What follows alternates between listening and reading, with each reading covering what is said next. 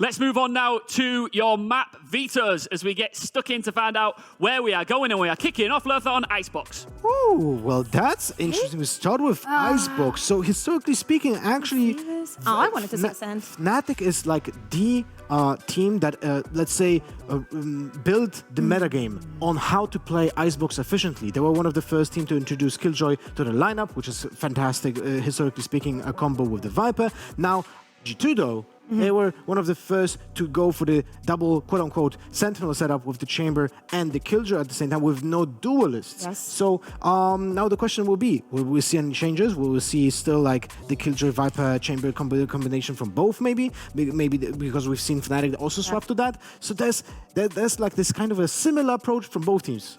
Yeah, I was actually maybe expecting for G2 to ban Haven, but hey, I'm happy with this. Really wanted to see that Ascend, but jumping onto Icebox, there is very little remaining of the G2 that was perma attacking on A. The death has gone to another level. I want to see, as we were mentioning, that Chamber duel. Do not expect changes in the compositions, and it's going to be a tough one for them. They lost it last weekend against Ascend, but hey, on the head-to-head, last time that they faced against each other, it was a 2-13 for G2. What do you make of these compositions, Lothar? Well, as I said, most likely the iteration of the lack of duelist composition will be present from both teams, and it really fits to FNATIC, by the way, and it really fits for G2 as well. Very important aspect that we have to put attention to.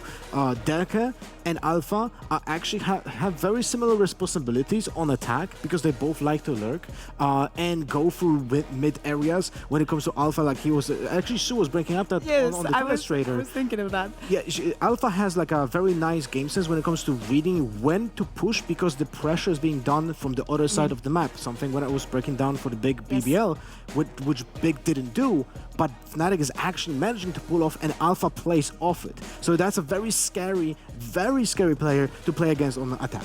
I want to see, as Lothar was mentioning, that's illustrated the Sue did, explaining the depth of the Alpha go kill strat when they just set him up for success. He's going to open up, go for the duels. My question is, how is Nukia going to respond to all of this? We know that he's been calling for the team, but he's also the one to frag when the rest of the team is not going to be able to. If Alpha gets in his head, this could be easy for FNATIC.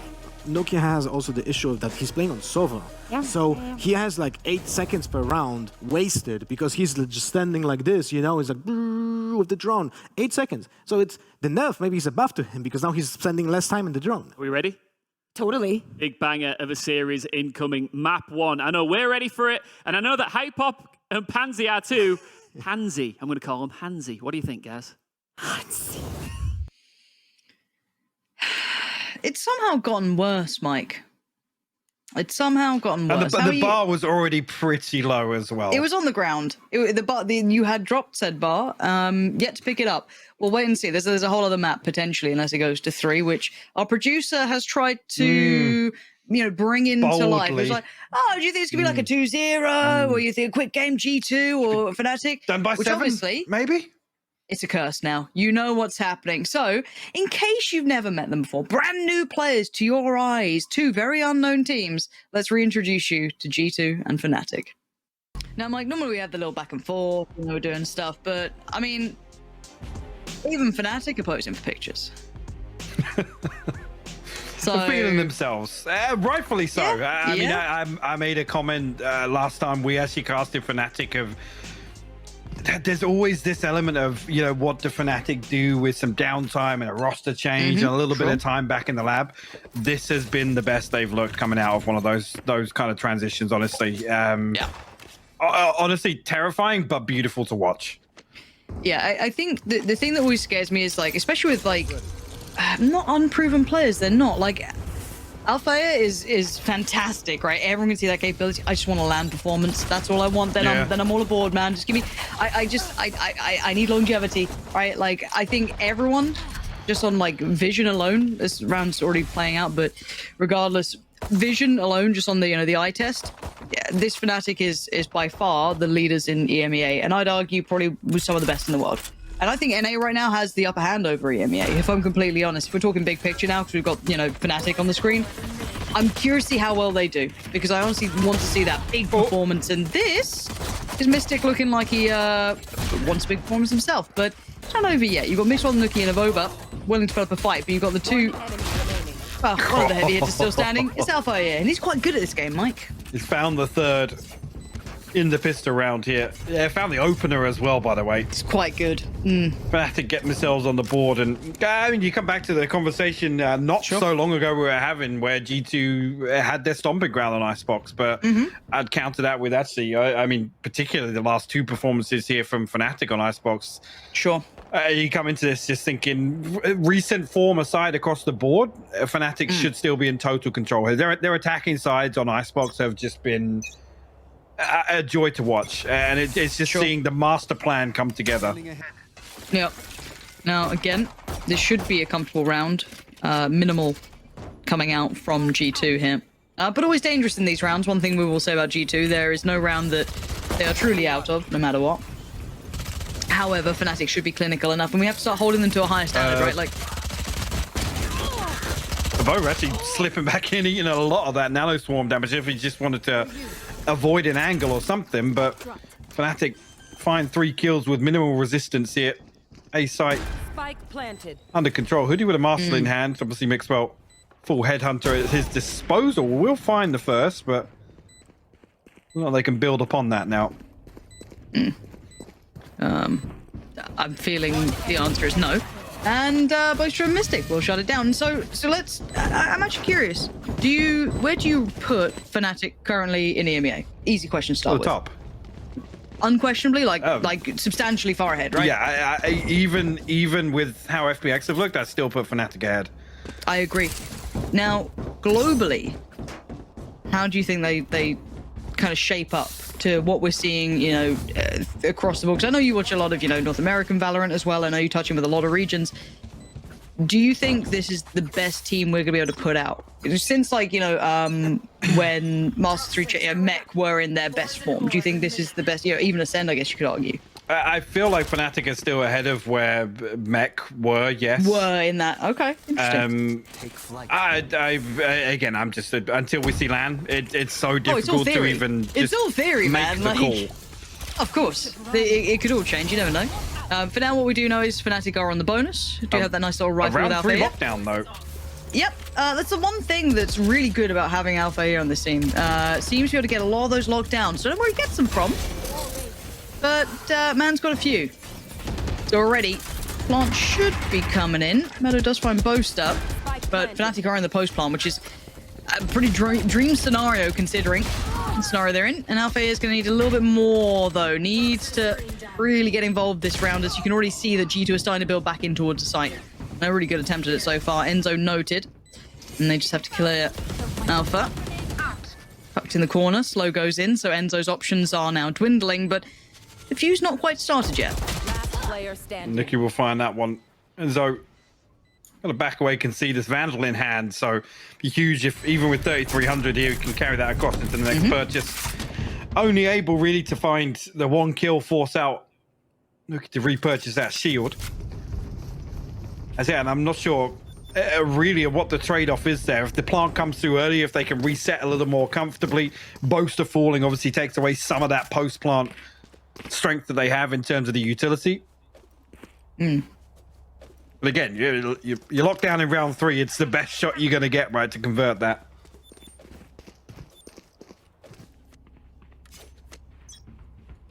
Coming back in. Dirk are going to have the operator out, so should be an awareness from G2 here, noting this, and of course similar scenes because we know that the ult's ready for Mixwell. So curious to see how they approach this one. And it seems like, well, hey, G2 really like this A site, let's do it back to them. Which, hey, I don't really blame you if you can keep getting away with it. We'll see how many times they can do this before G2 have to adjust. But there is that mid lurk. Now, if you were watching the show a couple of, how long ago was it?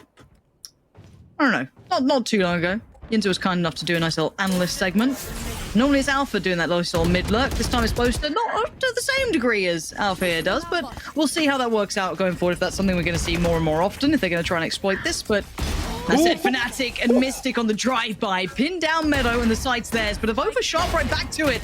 Don't sleep on this guy. Avova was one of the originals to turn heads. Maybe FNATIC are in favor, but Avova is never to be underestimated. Durka forced to just hold on to this for the time being. Anybody's even going to give him the opportunity to find a kill here, and 4 standing once again for G2. It's big. I can say it now, not feel You bad. can, That's yeah. nice. You That can get feels away good. with it. Yeah. So not able to spread the wealth at all here in terms of getting that shot. Is just throw one out. But yeah, you're right. I mean, Avova, I'll say it, has been a little flaky recently with, He has been. I guess, the historical expectations we have of that guy. mean, the guy Delivering used to be the here. clutch master. He absolutely did. Like, if you ever needed a bailout, Avova was good for it. Or at least it felt like that. You know, when G2 play well and Avova's having some of those games, the guy is really hard to not be saying his name off constantly. But he had been quiet. And that's the, you know, there's no masking the fact that he'd certainly not had the best of times, but neither had G2 as a collective. So interesting to see a little bit of a spark from him. And if he's the one playing this A site, he's going to have a little bit more of that.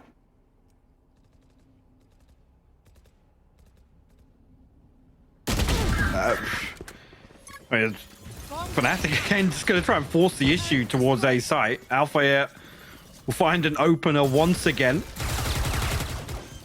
Meadow going to break through the wall here, but I was going to say, unwise to challenge. He does get away with a 1-for-1. Another lockdown invested here. Told you he gets a lot of those. He's got a discount store. This is actually crazy. Yeah, it's invested in. It's not going to swing through, though. Just no fear shown by G2, still willing to take the fight and brings the fight right back to them. Mystic looking sharp today. Good little shot towards Hoodie. Nookie being a problem but not being clear, dealt with. Mystic finds it. And that's FNATIC looking good, hot to trot. And I do want to see if there's a timeout coming for G2 or if they feel as though they already have enough noted to be able to handle what FNATIC are running, which is just this constant A piece. Yeah, I mean, yeah, has Mini just stolen G2 strat book from 3 months ago? They're literally just brute forcing their way onto. Other than Boaster showing mid presence once, this has been fairly linear. Well, of course, as I say that. Of course, as I say that. It's gonna be a fake, don't worry, they'll go back. Yeah, they're just putting the wall up. They'll Yep. Show a little bit of presence. early round pump. know. We'll hit A. That's the one.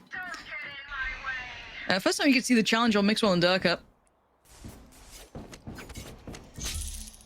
Who, by protocol alone of what we've seen so far, going to have to be a little bit cautious on this, though, surely. Maybe the Viper's Pit is the only variable here to alter the strats for FNATIC. Boaster tucked up pretty close here. And The paranoia that, like, they note that Alpha has been doing that mid-lurk. Yes. Like, look how many players are Yes. present on this. this pings through. There's 4 eyes headed this direction. Looks as if actually they might even explore here with the drone. Well, it's the age-old mid setup here for G2. The poison orb goes up, the alarm bot inside, just to mask its presence. Enzo will actually clear out, I think, just spotting Hoodie, repositioning that. Ooh, it's okay. The wall's there. It's fine. Everything's fine. The spike's down. There's definitely no problems there. Oh, gosh, that felt a little close with that wall being taken down. But it is a 5v5 post plant, so I'm Lockdown? sure this will be nice and easy to observe. And there's the lockdown. But this time, it wasn't Alpha A's, which is a bit of a new thing for us. Hold on. They just... Yeah, I mean, they're just stacked up behind it there. It gets shot from Fair behind the enough. wall. Durka will find Hoodie as well. Brings it to a 3v3 now in this post plant. Durka trying to take a little bit of space back here because G2 is starting to flood the site. They're going to try and get this halfway if they can, and I don't think anyone's going to stop Meadow. Someone has to stop Meadow, and no one did. Yeah. A little strange. Alpha, yeah, re-aggressing towards mid with that late lurk, but the timing's just not there. No swing coming through. I mean, if Alpha is going to make that play through mid, you almost expect somebody to put their body on the line, swing through that wall to confirm. I mean, they have the benefit. The Viper's Pit invested towards A. They have that Viper's Wall in the retake as well. So, a little strange. Maybe now we resort back to A. We like A. A, good. A's looked all right. Like, there was that of overround, but like, you know, it was 3-3. It is quite interesting though. It's like seeing someone like Meadow, who's also made such a name for himself. I feel, especially on this map, rolling it back, made quite the name for himself, doing some imperative work for the sides. And now you get to see Alpha doing not necessarily even similar things, but seeing both playing the role in such varying ways. But for now, it's over with a new position. Dealt with before. This time gets it cleanly as well. Bested prior by Alpha. This time going to get the best of him. So now you're going to see at least the advantage for G2, who aren't over-committing to any of these peaks. They're giving a little bit of room on this side, but Mixwell still going to catch Boaster, trying to hold that back line, or even potentially maybe elaborate on a lurk later. But now FNATIC struggling to get the plant down. This should be the best attempt yet. So the adjustment of the spike plant location. Know that G2 love to play anti-plant. Look for these free kills. What we're seeing, FNATIC forced to adjust in that regard. The wall's going to go up. Should expect the swing to come through any moment now. And Durka actually the first one to find one. Mixwell will fall. Mystic baiting perfectly there. And actually Durka delivers the second as well. Putting Mystic online, he finds Meadow. And Avova's filled the gap, though. They seem to drop the ball a little bit on Avova's positioning there, but the spam's really good. Catches him as he tries to leave on the next angle to play off. And Nuki, quiet thus far, at least by Nuki standards. And he ain't going to get it now. Enzo, solid enough. Get the job done. 4-3. FNATIC do take the lead. A site indeed good for FNATIC. I said just seeing those little adjustments, it does actually make FNATIC's post plant really awkward, because that plant, the other side of the default box is so difficult unless you have just some real cheese cooked up FNATIC and the team to do that, obviously. Yeah. You can see Mystic initially attempting to get that spike plant through up in Nest, which is the safer option of the two, but let's continue that, because like I said, on both sides, in terms of the defense for G2 in recent times, the key to their success has been playing anti-plant. Okay, we'll see if that becomes a stronger narrative as we go on, because I do want to see what G2 come up with. Again, I have been a little underwhelmed with G2 as of late, because you know, again, what they can be like when they hit a stride, when they hit like a streak of like good performance.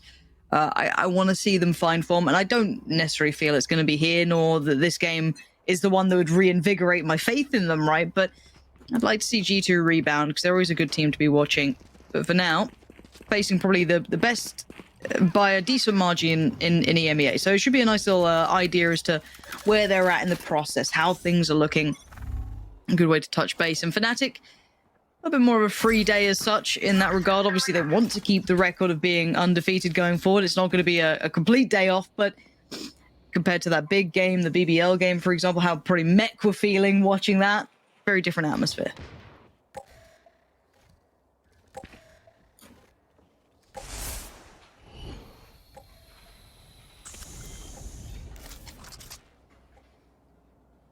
Slow progress towards B. Actually, Mixwell giving up a lot. It's just going to play off this trip.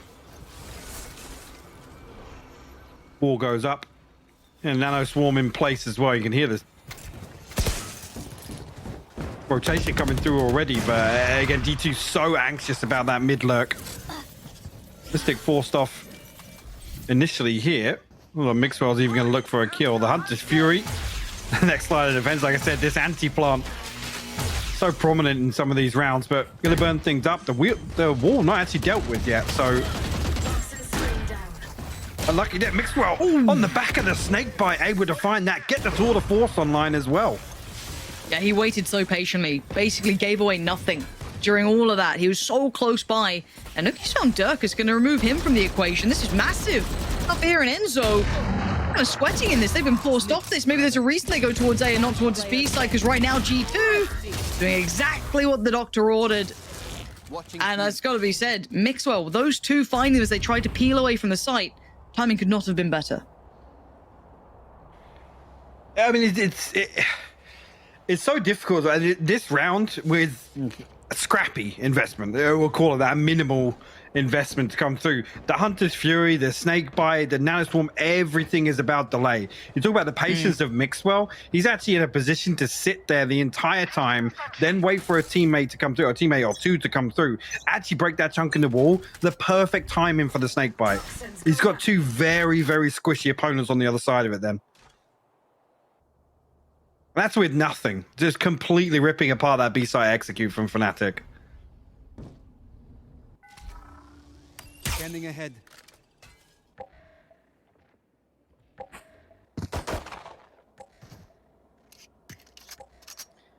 FNATIC taking their time here. Exploring beyond that A site.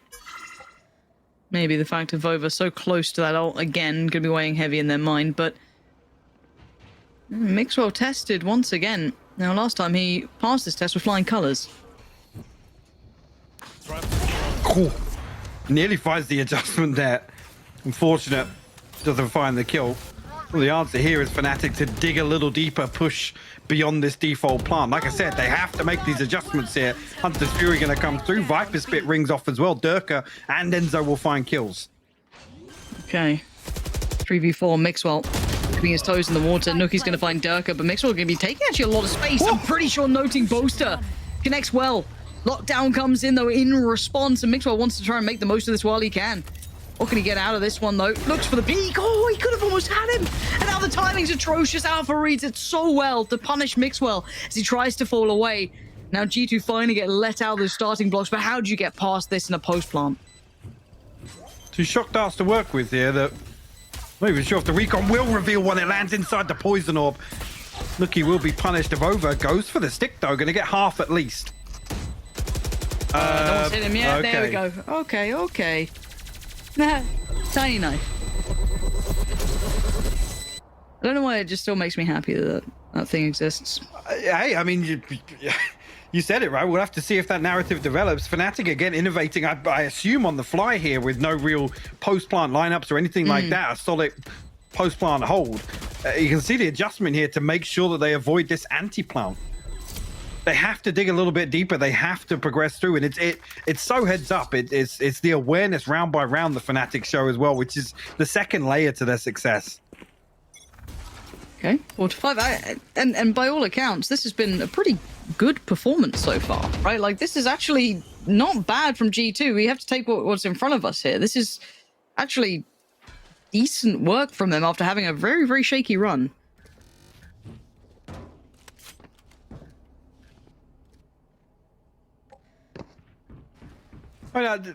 Yeah, I'd almost counter that with this on this half with G2 statistically the ones to come out on the disadvantage, but a weird exchange here initially at the start of this round for A site. Durka and Meadow will trade out kills. I'm sure that was just to bait out some U2 or what. It's pulled out the Viper's Pit as well. Alarm bot here going to give away this rotation. Mixwell's in position to greet once again, out of range of his TP though. This is huge. Still gonna find one. This position's fantastic, but now the timing's not good. Alpha swings it so nicely, plays him like a fiddle now. Mixwell goes down, and that opens up the chance for 8. No one else can really deny this at this point. But it is just two of them, so Enzo smartly believes about the backfill, and he was right. Catching Nuki now isolates the other two, and he can watch the cross. They tried to try and get across while he couldn't see. And Enzo too smart for it. Way too smart for it. He read their positions perfectly. That is such a slick round from him. Plays that perfectly. Alpha Air comes through, draws more players to come through and try and pressure. But again, reads the flank at the perfect time. I'm not even sure what the HP is at the time that he actually engages here with. Yeah, so again, only taking the one tag. No, and actually at this point here, even just doing damage to Avova without finding the kill.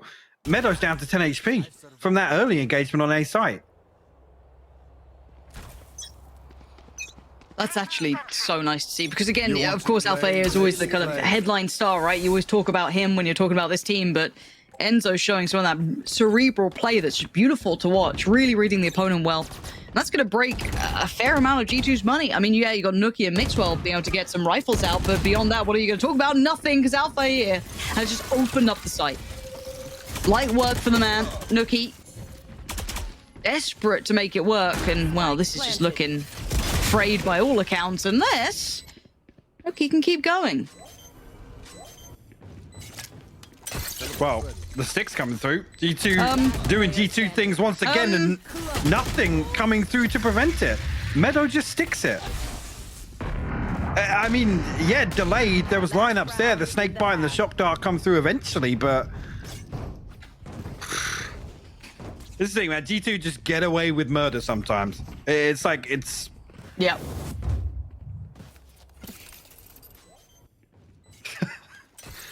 The crazy thing is he's sticking it. The owl drone comes through as well. So almost like, yeah, nobody's coming through maze. Nobody's actually close to 410. That's, yeah, a little bit of sigh of frustration there from Boaster. But rightfully so. That should have been a freebie for them. Alpha, by the way, on the 4th lockdown of the half, which is... It's ridiculous. The guy is actually obscene. Well, I mean, you say that. He's 13-7. That's orb farming.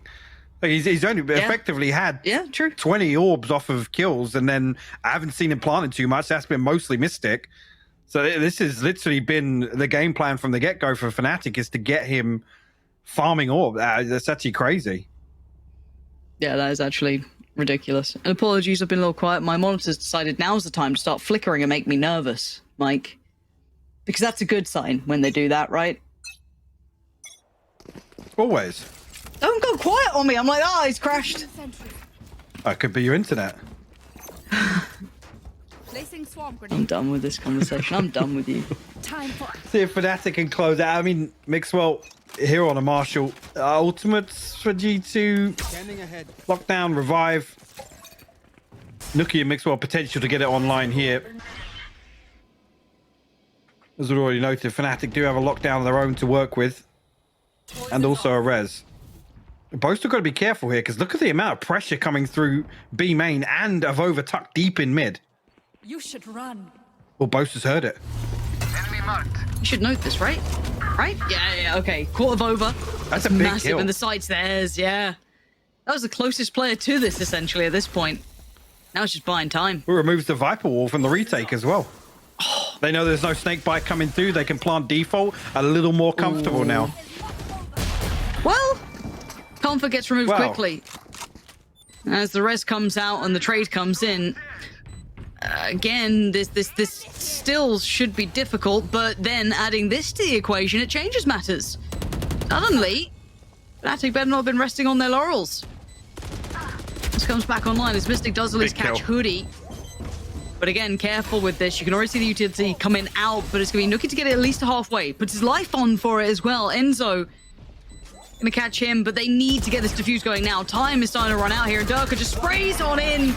Alpha and Mystic lock it down more than enough, and FNATIC will be leading on the half.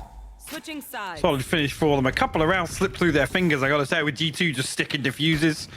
I mean, almost one of their trademark plays, to be honest. But this is where the concerns are, because G2 did kind of have to overhaul their, we referenced it in the first half, right? That 2-page strat book that was rush A and slow push A. So, well, no, G2 are able to cook anything else up, because FNATIC defensively on this map, they have excelled. Their attacks have looked great, but the defense has been sublime as well. Certainly has been. 5-7. See if G2 want to run G2 things. Oh. There's 2 of them there. There's 4 players here. I guess when you have like Alpha A, you're like, well, just can you hold half the map? He's like, yeah. No worries. Ooh, oh no. Spike down. They're looking melty. Oh, it's not looking good. Mixwell's down to what, 48? Oh dear. FNATIC are bullying them, Mike. And I feel bad. I don't. That was actually beautiful. It was very nice, but it was bullying. Mike, you shouldn't, just talk me through the setup, because that was actually quite nice to watch. Yeah, I mean, it's as simple as that. They're stacked through here. The snake bite, I'm not even sure where it's pulled from. If it's back yellow, but the timing is perfect on it. Literally perfect. There's so many sight lines as well that you can find through. There's so many angles that G2 have to clear that. And when you don't have the owl drone to clear through, it makes it so tough. And this is key because early on, FNATIC are showing that they're willing to fight for B, right? Force G2 back into the very linear gameplay, which we've seen them adopt previously. This time around, it's only going to be 2, Durka and Mystic. Try and hold down the fort. G2 are going to re-explore, though. Actually, a pixel out of place will be noted. Stand strong for a 3-for-1 trade. Mystic going to find his third now. Clover gets the Spectre Alpha, yeah. Got a quick little shoulder peek. We'll find the final one. 2 Spectres removed. An awful lot of damage, really. I mean, it's a good attempt here for FNATIC to bring into the bonus round at least. Durka actually going to full buy here, down to 0 credits. Was expect to see him run the headhunter in a round like this, but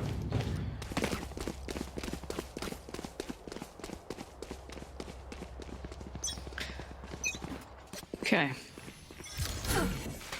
I'm just nervously staring at my screen for it to turn off. So, waiting with bated breath here, but little dash of normality. G2 going to the A site. I need that. I need a grounding factor in my life sometimes, and this is it. Nice bit of stability. Now, FNATIC, probably not surprised that this occurrence is happening. expected the snake bite and the shock dart to come through on this first tap. And similarly to the discussion I was trying to highlight on the first half here, of what's the adjustment? The first comes through, Hoodie does avoid it. And there's second. Oh, well, there's 2 of them flanking, so that's going to make a bit of a matter now for G2, because they can't sit so comfortably on this post plant. But Mixwell's success is a huge proponent. They could potentially for short, but Enzo with a shot finds it. Alpha punishes Mixwell, and now Durka decides to strike. The spacing on this team is so nice. The timing on their fights is sublime. FNATIC going to force double digits to be sat beside their name here, and in some fashion as well, because that post plant looked good until that crunch came in. Said make it absolute use of the time that they're able to stall the plant coming through. The double flank finds so much value there. I say so much value, the 1-for-1 is enough. It draws an extra player away from sight. FNATIC then have the freedom to apply a little bit of pressure back through rafters, and it's poetry in motion, which is the story for FNATIC in so many of these setups. I do feel as though and this is the thing, right? It's really easy to look at the kind of fragging power that FNATIC have, but like a lot of the drills and the spacing and how they approach the game is actually something very impressive. Like that takes hard work, is how to, really play as a team. Make sure that every trade is good, make sure spacing is good, make sure every element of it is well rounded. We've certainly come out looking great at that. G2 looking to quicken the pace. A site all over. As per They've closed usual. the gap. Yeah, no surprises about it on the way in. No secrets, I should say. Boaster here already burnt up a lot of his util. Actually will be challenged. Nookie swings ahead of the wall, and actually the wall's broken immediately. Oh, FNATIC are just putting them through their paces here. Hoodie's not feeling comfy at all. It's a spray, but it goes astray. But it's only Hoodie. No 1v2 against the superstars themselves.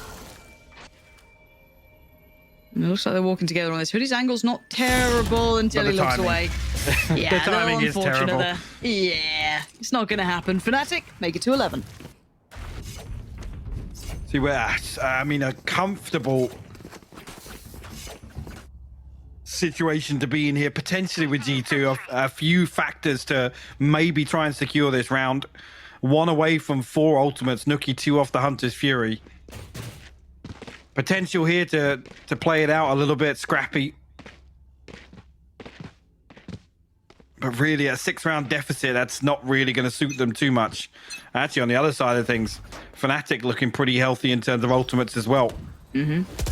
Boaster actually going to retrieve the orb on A here as well. Gets the Viper's Pit 1 off. There's just Nookie here. No other utility noted. Will force out the wall to at least cut off yellow. And this is the page 2 I was talking about. The slow creep towards A site now. It's going to be Enzo and Boaster still to defend this. A couple of bits of utility should tell them what's up. Yeah, I think they have the full indicator as to what's coming their way, and who's up against them as well at this point. Boaster actually in a really good position for this. A second could have been on, actually. Yeah, really looked like it could have been. Only going to get one this time, but still really good damage in Alfea. Just so quick to it. Meadow trying to make the most of them, trying to deal with the turret, but it wasn't just one, it was 3 on that side. Hunter's Fury. I'm waiting to see if that comes in. Oh, actually gets a Vova. Oh dear, FNATIC shutting the book on G2 right now. Yeah, Mixwell's alive, but it feels like a matter of time. Enzo, Durka, Mystic all to go through, not a plant in sight, and 25 seconds. And the Aldron's going to note it. Oh dear, it's a nice attempt, but that's all it will be as FNATIC make it to 12. It's one of those scenarios where it's like, yes, if Over pops the Viper's Pit, he comes down. If he falls, that entire recovery for G2, it just slips through their fingers. And the fact that he's the one that has to commit to the spike plant, Mixwell still posted up on pipes. Not sure if the plant was even possible from any teammate, but he's forced to stick the plant and he's punished by the shock darts. As I said, FNATIC playing a very similar anti-plant strat perfectly here on A site. That's even with Boaster falling. Both snake bites invested, the poison orb goes up, there's a nano swarm inside it. The layering of utility is beautiful. Yeah, in the best form right now, FNATIC, I feel. And they're not having to dig too deep either in this performance. Obviously, they're not coming into this casually by any means. But for now, this is a very nice look. And the counter ult to come out from both of the Killjoys.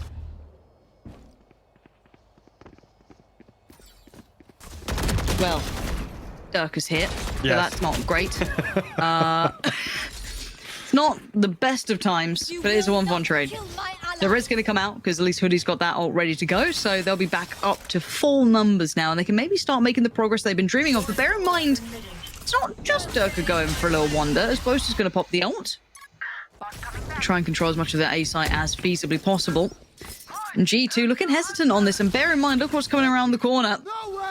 Certainly the monster that we've been talking of. Yeah, here it is, popped. And probably about to be dropped here. Nookie seems aware of something. Nookie all too aware. Catches Alfea. This is an outcome I didn't expect, but another flank on the flank of the original flank, and it shut down G2. Stemming the bleed, even for just a round. I'm curious to know if Nookie actually just caught a footstep there, because the final shot, the Hunter's Fury, he uses it to get off the ground, just to avoid being spammed through that wall, but insane awareness from him. I think Alfea still thought, yeah, I've got him dead to rights. Dead to rights, for sure. I'd almost want to watch that back to see if it, like, how much was audible there, but saying, I mean, it is Nookie. This guy is one of those, right? He's a real technical player. If you look at what he can do, I mean, sense was tingling, I guess. It was. The guy can pull these things off, but he's having a quiet game. But is that really much to be surprised at? No, this is a very hard opponent, probably the best you're going to face, at least in the EMEA for now, by quite some margin. So, and you're not going to have those pop-off games, but let's see what they can achieve this round. Similar look coming back out. Similar setup once again for FNATIC. It's barely been pressured. G2 able to get one across the line.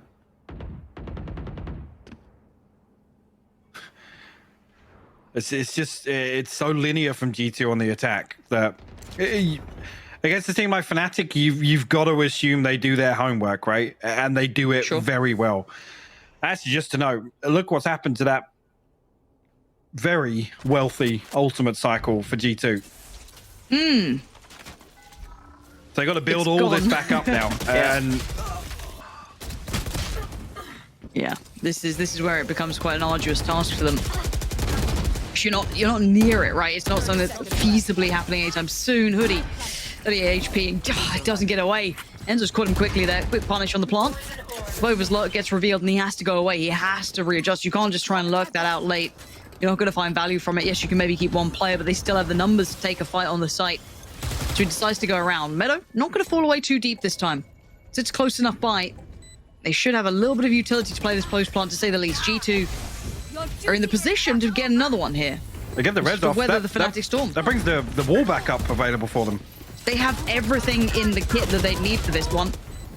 So I don't know how FNATIC plan to get about this, unless they just simply destroy all the players and then get the defuse. And, well, maybe that's actually exactly the case. But the time has been purchased, has been bought. FNATIC, there's another on the board for G2 here. I mean, things were getting a little nervy for me because I thought G2 had taken the fight a little too early, but they actually bought enough time. A couple of seconds either way. I mean, even getting Boaster back on his feet here makes it a whole lot easier. I think of over finding that kill ultimately is what makes them feel a little more pressured, but ultimately doesn't get on it in time. I have to see what the finances look like for FNATIC now. Yes, starting to dwindle a little bit. Revealing area. As I say that, 2 members saving 2,200, 2,700, and a couple of other purchases coming through. So, not sure about that one. Or just a lack of communication there, or what? But Yeah, a little bizarre. And Mixwell making a montage. Down A. Got a few already this round. Love a couple more, but now we're seeing Durka and Enzo with the rifle still, but it's Mystic with only that Sheriff to hand, so sight should be available for G2 here. And even with all that magic, Mystic can't make any of those shots come in. Enzo Spike planted. not going to get the chip damage he'd be dreaming of from the last couple of rounds. Now the post plant should be fine. They should save, honestly. well, this is where it comes back Mystic to can do what he me. wants, but- Yeah, me questioning the purchase here. Durka and Enzo absolutely have to. Mystic will retrieve one of the rifles. I was going to say he's down to 50 credits, so if you're saving the Sheriff, it's almost not worth going and play some exits, but I think Boaster and Alpha, I noticed it's 2,200 and 2,700. So, in a roundabout way, FNATIC come out of this in a position where they are going to be able to scrape together a purchase. Quite surprisingly. Yeah. Yeah. Let's create for G2. And the gap could be closed. I feel like I'm just kind of filling time before FNATIC have a round where one of, whomever decides shuts it out, right? But I mean, they could have have closed out a couple of these already. It does seem as though that could have been the case, but again, slipping between the fingertips, a couple of seconds either way could have changed the outcome. But G2 are holding on, be it by a slim amount. They are holding on.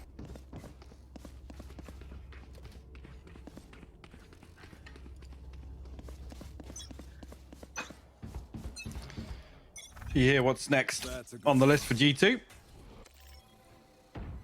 Scanning ahead. Ah. Nuki's going to try and show a little presence on B, and G2 are going to try and walk into A. They pulled the rotation. They pulled 2 players way over towards that B site. I mean, That's what you'd want, right? Like they've achieved their goal if they go anytime soon. This is no different. The only difference being it's Enzo to rotate. He's been the one to stay close towards A to make use of those shock darts. So this isn't an awful lot different to any other round here. Already Alpha Yes here. Enzo's back across. Nuki, you could argue, has achieved nothing here, and Mystic slowed down the push with the wall and both slow orbs. That's the difference. Nice little pick for Mixwell there. Going to catch Boaster, get them at the player advantage. But do they expect this? No, they actually don't. Dirk has done it before, but he does it again. Going to catch Nuki and give them a nice little evener. Mystic on the side, still doing damage. Going to take down his opposing number, but Vova's going to at least trade out. So back down to the 3v3. It's Brawly. It's back and forth the whole way through, but Meadow succeeds. Any trade? No, Meadow. 30 seconds Sick left. pick up towards Alpha here, and now it's just Enzo. Spike planted. G2 looking as if they will get one across the line comfortably this time around. Meadow delivering 2 huge kills. And Enzo down to 70 HP. Got to consider holding on to this rifle now. Be able to slip away. Do you pump the brakes after this round if you're FNATIC or keep going? For me, yeah.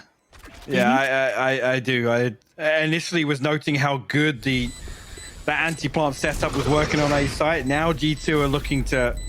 I mean, I said previously, it didn't even feel as if G2 were digging deep enough to pressure at all. A couple of oversteps from Boaster. You give those away here and there. They happen, sure. They've been punished now, and I do want to see what the adjustment is, and I'm curious to see if the timeout comes in from Mini.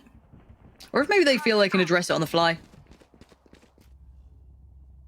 Have to wait and see if they opt to go for anything. For now, it does seem as though they're going to be carrying on. They still have a purchase here, even though the Bulldog is coming out to play.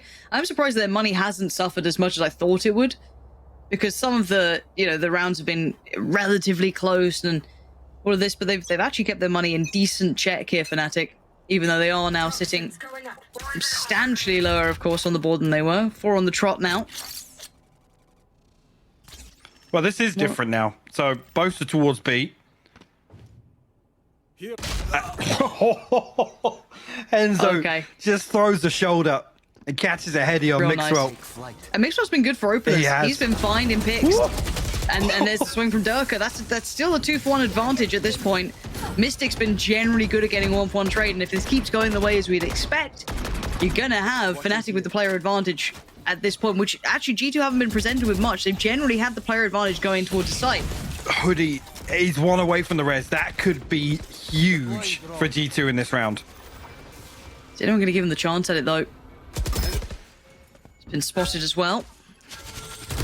And the double swing, Mystic catches Meadow. And now that revive could still be critical, but it feels so much harder unlikely to obtain. get. Yeah. Desperate for it, but look at them stacked up. Really unfavorable positions for Hoodie to try and clear, so the plant's his best bet. Goes for it now, the flank's on the way, but it's a while out still. Nuki has to fall away, give up a little bit of that space, but he actually double dips on it. Gets punished. Alpha's got one, Enzo's got the other. And it felt like a moment in the making here. FNATIC comfortably close out in the end. A couple of adjustments, Mike, and they had it done.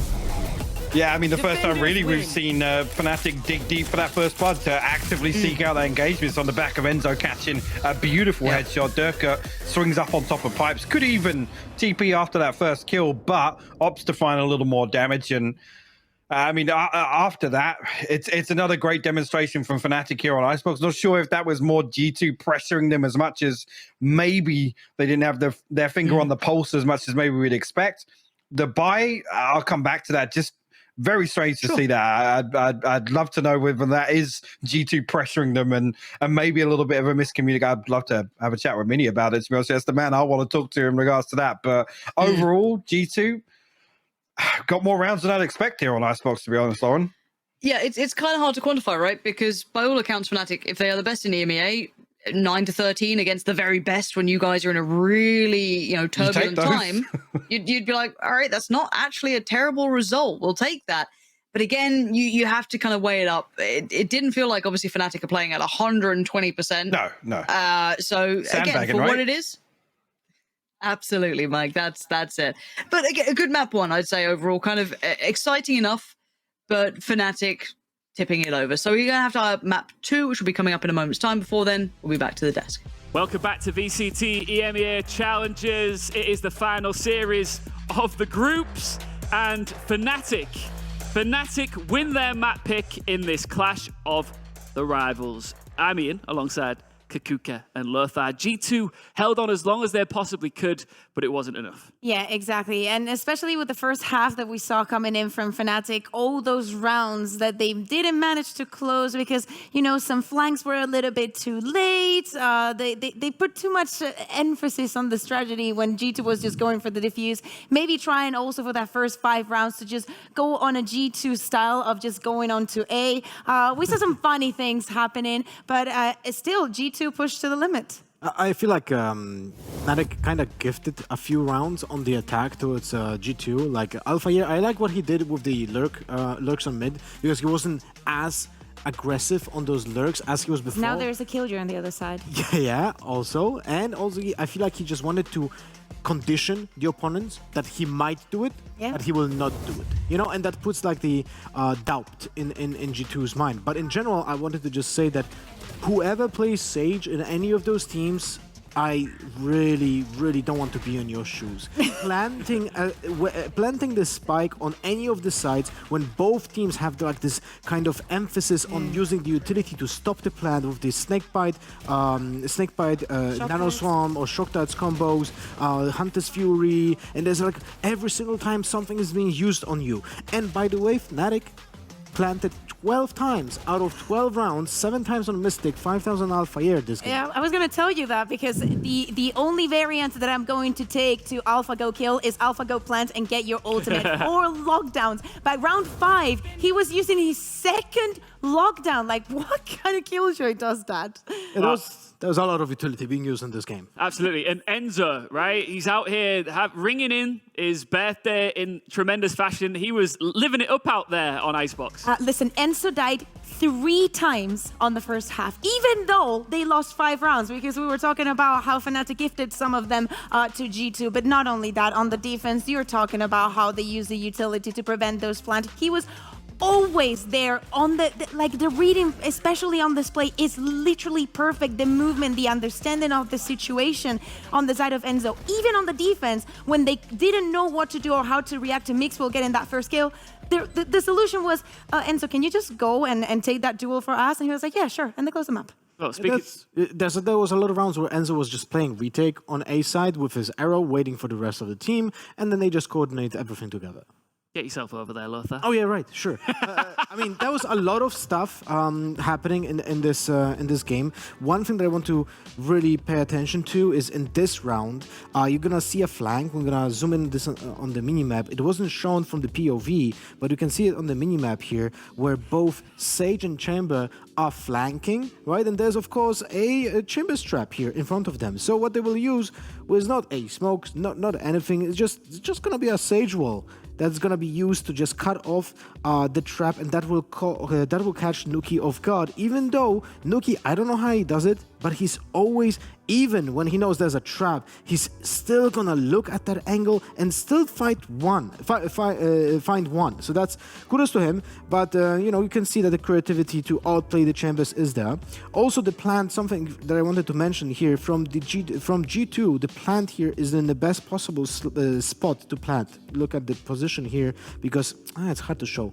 But anyway, this is out in the open. You can see on the mini-map on the right side here, I'm gonna zoom in. This is a spot that FNATIC actually kind of failed to plant a lot of times, and because of that they also lost a lot of rounds, because when they were planting in default or in this slot, when they were pushed into planting in those positions because of all of that utility that the defenders were using, they were losing in the post plants because they never had an angle for that position. But there were some rounds where they could have been, planting in those positions, like here. This is round 12 when they actually planted it on the rope and they won it. But in round 11, you can see how big of a problem is planting on that spot, because Mystic is just being pushed out of position and he has to plant in those default spots. But if he would have just moved his Sage wall a little bit forward during this direction to just make a little bit of space here, there would have been that position to plant when they had a 5v3 altogether. And at the end, one last round. This is Enzo, something that you spoke Kakuga about.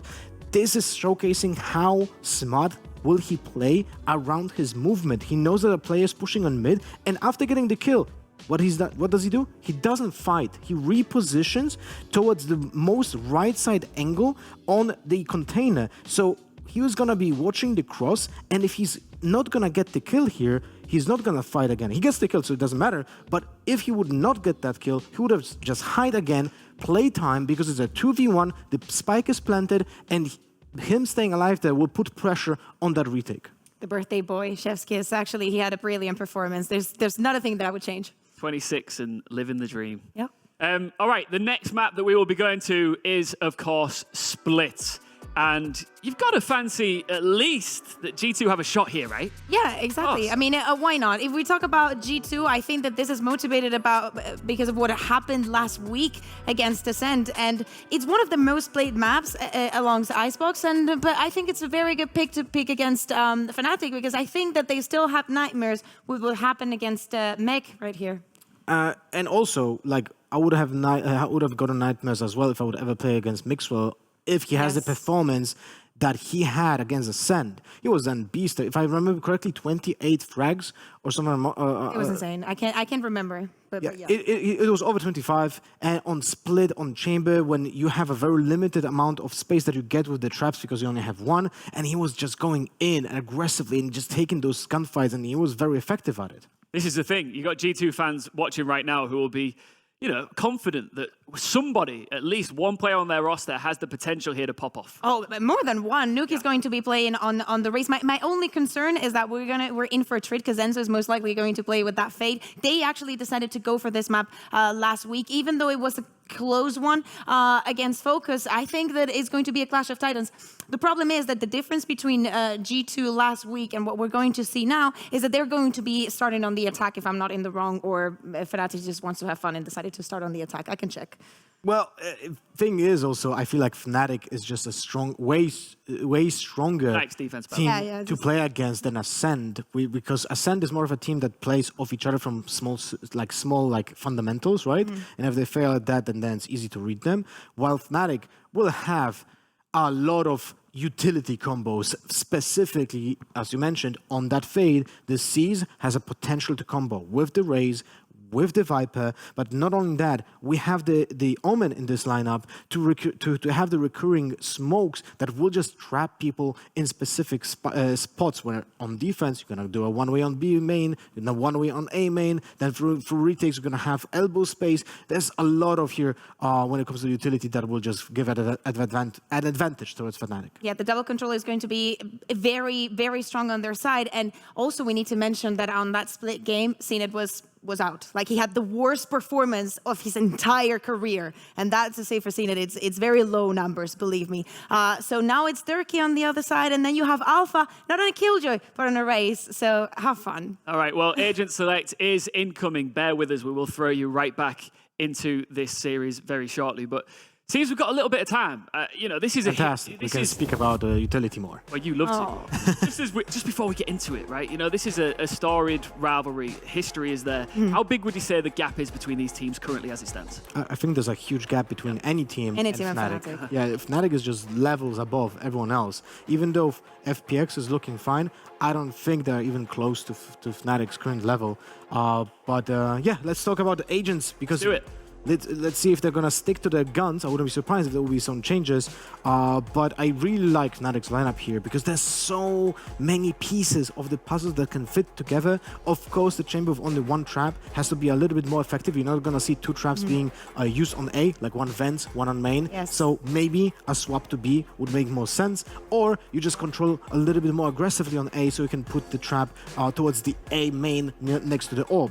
Yeah, very interesting as well. On Icebox, as we had that mirror come, there were no flashes coming in online for both these teams. And now, just with the Omen, they're going to have that paranoia. So not a lot of initiating power just in that sense, but knowing that FNATIC is playing with Enzo on that Fade is going to give them a little bit more leverage and a little bit of more information gathering. I mean, Fade with the ultimate here on B, she covers the entire side. You do the Nightfall, then you follow it up with double Prowlers, and it's very hard to stop it. Also remember that Prowlers are actually a piece of utility that can break Cypher's traps, and there's a Cypher on G2 side, so the value of the traps might be just limited because of that. Little click there at the end. I liked it. All right, good stuff. Let's get into this. Can FNATIC complete the group stages undefeated right here, right now? I've run out of nicknames, guys, so I'm just going to call you by your traditional names. Pansy and Hypok, lead us through. How about Heisey? Okay, hey, don't let Kakuka influence any of your ideas. We didn't get a all right? single She's- Panpoc.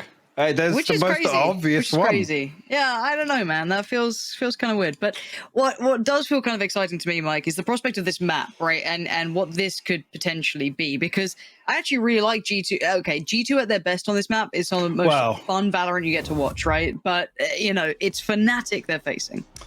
Yeah, and then the problem, just to come back to the composition, this double controller is it's another layer to kind of enabling Alfio and Enzo. I mean, both controllers, they can block off both extremities, almost force G2 to fight for mid, which G2 will happily do. Don't get me wrong, but the possibility is there for FNATIC to really, really pinpoint exactly where they're going to feel the pressure and adjust accordingly. It's one of those setups from FNATIC we're so used to seeing. It's almost like you're forced to do something, but just based on what they're able to achieve with their utility. So I'm going to definitely have my eye on that. I can't wait for this one. This map excites me. Icebox, it can go in the bin for all I care. This map, way more fun. And we have a 4-place stack behind this wall. Oh, and the reveal is a shocker. Mystic's gonna find it over instantly, and FNATIC start things off with a bang, and they just instantly Smoke's dismantle gone. it. Yeah, smoke's gone. Reset now. Just play sight lines. So the best possible first pick to find here and of over falling. Best and first, it is a burst, Yep, Mike. the burst. The burst blood. We'll brand that. We'll add it to our repertoire as to Triddle, Chico. We could, we'll make it happen. We get t-shirts one day made up. For now, what we look at is 4 standing. Now, G2, yes, they've garnered a little bit of that mid control, so they can post up Mixwell towards it and let the other 3, hopefully, to their minds, roam towards the site and try and build a little bit of presence. See if Mixwell can maybe cost one of these players, but his challenge would have been Alpha. Nuki actually eating a headshot there. Lucky to escape with his life. Under 7 HP, does catch the heal. You two try and re-aggress on the back of this pressure. Enzo's reposition is key, though. This scares the life out of me, and Dirk is being given opportunities at headshots, and he doesn't really miss them, but G2 again get to keep their head, but the wall fight presented, and FNATIC win it. Nuki couldn't quite get that corner right either. 13 seconds and a 1v3. Now Hoodie luckily does have the spike, so he should get this planted. But for all those troubles, he is revealed, and he is dealt with. FNATIC, I like that start, Mike. Clean. I really did. Really clean. And look for this as well, because one of G2's biggest win conditions is Mixwell having the freedom to explore mid and find these openers. So very early on here, FNATIC planting the seeds that they are actually, with this composition, enabled to fight for mid. Just dig their heels in. Like I said, with the combos possible between Alpha and Enzo, it's going to get really dicey for G2. And we know that they have the audacity to just continue doing the same thing. Whether or not G2 will opt for that early on in this half, we'll have to wait and see.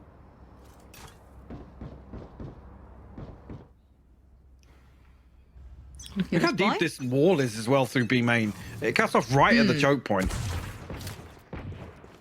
I do wonder if that becomes another layer to this, if we start to see that being utilized. Obviously, we saw the kind of connotations to what it achieved in towards middle in that first, but I'm interested by this. Now, Mixwell, his challenger, at least at the start, will be Alpha, which is a scary one to face off against. With the judge. Yeah. Enzo's going to try and play him in as well. Yeah, exactly. Teeing him up for it. If they don't clear this and clear it, I mean, with full intent, that's how you do it. That's exactly how you do it. Full intent shown by Mixwell. And now Enzo pretty isolated. Yes, support is on the way, but he's got to be careful here. Mixwell about to become almost overbearing, over peaks that little bridge line, but it's Meadow with a gap closer. Has to chase it down, and he does. Mystic couldn't get away from it. Boaster does the damage, gets 2. That's it. Brings it back to maybe something that Durka could deal with, but a 1v3 is still a very tough task, and it's a little bit of a window of chance. And I wonder if Mixwell's considering that he could have slipped the net. Now, certainly will be. So many things to worry about as well. Mixwell's already backfilled this space. You see Durka desperate to dig at least one of these players out of a lurk and actually maybe consider readdressing towards B main.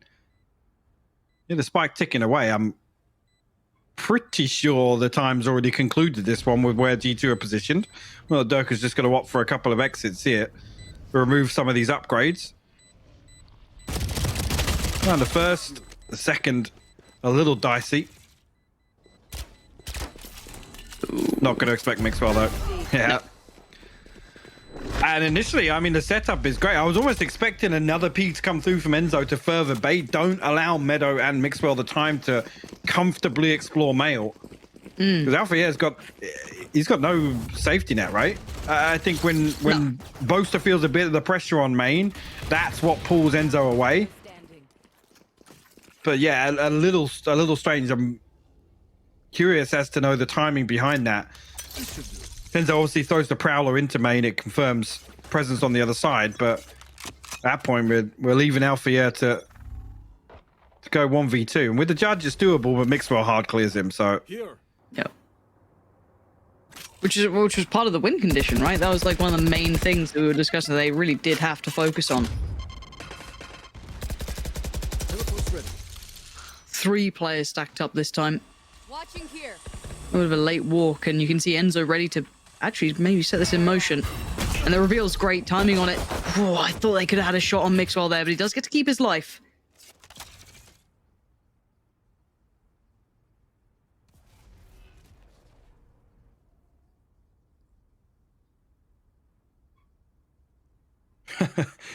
The creep walk through spawn. The stack on A and G2 and mirroring that. As 5 will walk towards B site now. We're on a platter. Get themselves a comfortable plant. Nobody even close enough to hear it until the spike will be planted. Spike planted. Yeah, this is comfy. Having tools to work with, paint shell, a couple of prowlers, a paranoia. Mystic still got the poison orb and 2 snake bites, but well, no, FNATIC are just going to opt to try and do some damage here. Meadow's got himself tucked in, so any audio cues in mid are going to be detrimental to FNATIC's success here. Let's see if there's anything. Meadow, a little dangerous hit. Okay, Close just gonna make it comfy on 1. Nice from Meadow. Little Eco Cobra round. Missed me. Enzo, the only one to do much damage here. Not going to get the follow-up. I thought maybe he could have done a little bit of something to Meadow, who'd already taken a bit of damage from that initial fight, but no. So for now, G2 doing as prescribed, right? Like that little turn in round 2 is great. Gives them a springboard back in. But FNATIC looking like they're willing to try a couple of bits and pieces, which I don't mind either. Happy to see them get a little bit fast and loose with it at this point. See really what the adjustment from FNATIC is, because you can definitely, I guess, speculate to the intentions with this composition, but coming into the first buy rounds, probably we're going to see the first tangible example of that. Mixwell and Meadow knocking the bait with the spy cam was nearly perfect. Durka actually unlucky not to find the kill as well. He adjusted perfectly for it. I don't know how both of them are alive, right? Yeah, you look at it from both perspectives. Somebody should have died shot there. Yeah, and both get to walk away. Somewhat of the beauty of Chamber, at least to Mixwell's extent there, feeling probably quite lucky he was getting out of there with his life, because that did look as though it was signed at that point. The death warrant was out, but not to be, but losing on that opening opportunity, Mixwell now has to hunt further. And the next superstar on the chopping block would have been Alpha, who's just about peeled away from this. So I got the trap to clear out that close corner in Mail. And nothing new about this. G2 will creep closer and closer. And Enzo not actually in position here to combo with Alpha, who's going to get confirmation on the back of this boom bot. At least of one, only actually second now with Mixwell's TP. 30 seconds left. Coming through, did they? Sketchy timing. I love this. Don't know why Mixwell would swing on that. He's got his TP back to mid. Yeah, seems... I mean, they've got 15 seconds to make something happen. They really need to get a wiggle on towards site. Most are going to slip towards CT, but Alpha goes unnoted for now. Takes the fight, wins the fight. Quick trade comes in, 7 seconds now. This is coming down to very last minute, and that always makes me nervous when they're coming down to these final couple of seconds. They're back up to 4 players strong, but... again, just caught a pixel there. I think we'll at least assume where that TP's gone to. It's a 50-50 if it's lower or Raft. There's any hard clears him. Big clear. Oh, and where's the call? Nookie out in the open, unawares or unprompted, but the timing was quick, sure.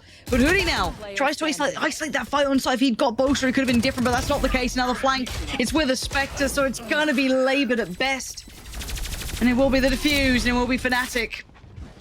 To even things up. Was Nookie shooting the reveal there? That seems... maybe he was. So because it looked like he wasn't even aware of that swing. I don't know if there's something else he was trying to deal with. I mean, he's in an odd spot anyway. With pressure coming back through heaven, you almost expect everybody on the side of G2 to just be playing time there. Make it as easy as possible for Meadow to come back through. Maybe apply a little bit of pressure back towards heaven, but I'm sure if I missed something there, it certainly looked as if Nookie was playing a different round. He was looking in a completely different direction.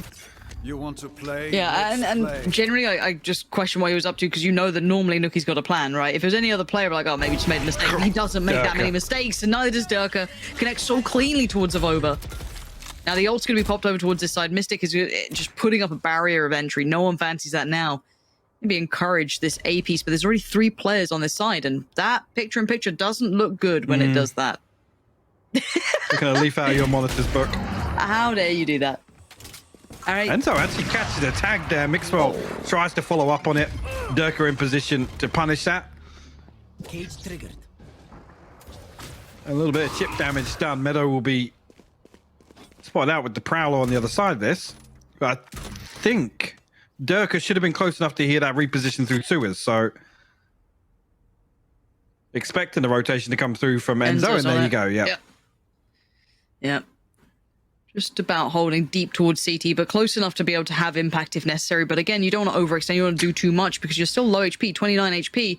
You go down, there's still a chance for it. And actually, Boaster not going to find the cleanest that he wanted. 27 seconds, and yes, he was sitting deep CT, but now he has to lean a little closer. It's Mystic feeling a little redundant, sat in the ult here. Is Med, though, up and over. Doesn't actually find anyone directly. They're sitting a little bit further back, but you can see the swing coming out already from Nookie. Proactive play, something this man definitely can do. Gonna find Enzo. No sleep in this round from him, but Alfie already got Meadow down, and the ult comes out. Hoodie's gone. It's just Nookie now in a 1v3. This guy's good. He's gonna need some of that to come out right about now, and you're absolutely right. The plant's not terrible for him either. Mystic cops a lot of damage to him, pops the ult, that buys time, switches out to the rifle. Nookie is playing him like a book. Does he get the shot? No. And Durka gets to keep his life until then. Nookie with a signature round. Insane, man. He's so insane. Yeah, it's actually crazy. I mean, It's that's everything about that. played to perfection, even with the bait on the showstopper, anticipating Mystic's going to try and fill the gap and pressure that showstopper. Beautifully done by Nookie.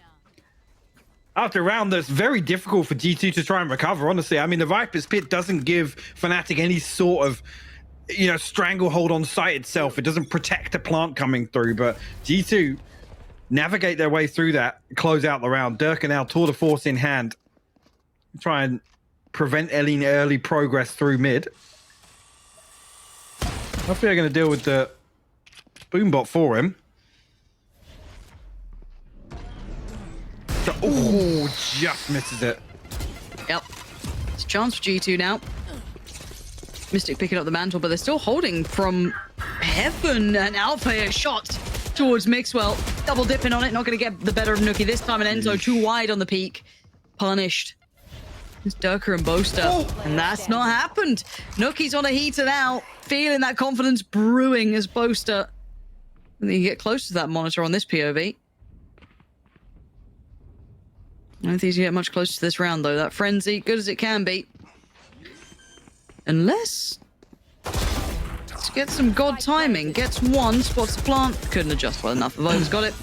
And G2 carrying on. This has been a little bit of a confidence booster, I can only imagine. This isn't bad. I'm expecting a timeout to come imminently.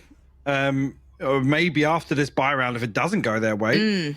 Already a 2-round gap between these teams. And G2 looking unfazed by a lot of the paranoia that's got to come in walking into a composition like this from FNATIC. I haven't really seen any of the synergy I would have liked to from what I would have expected seeing these agents in play.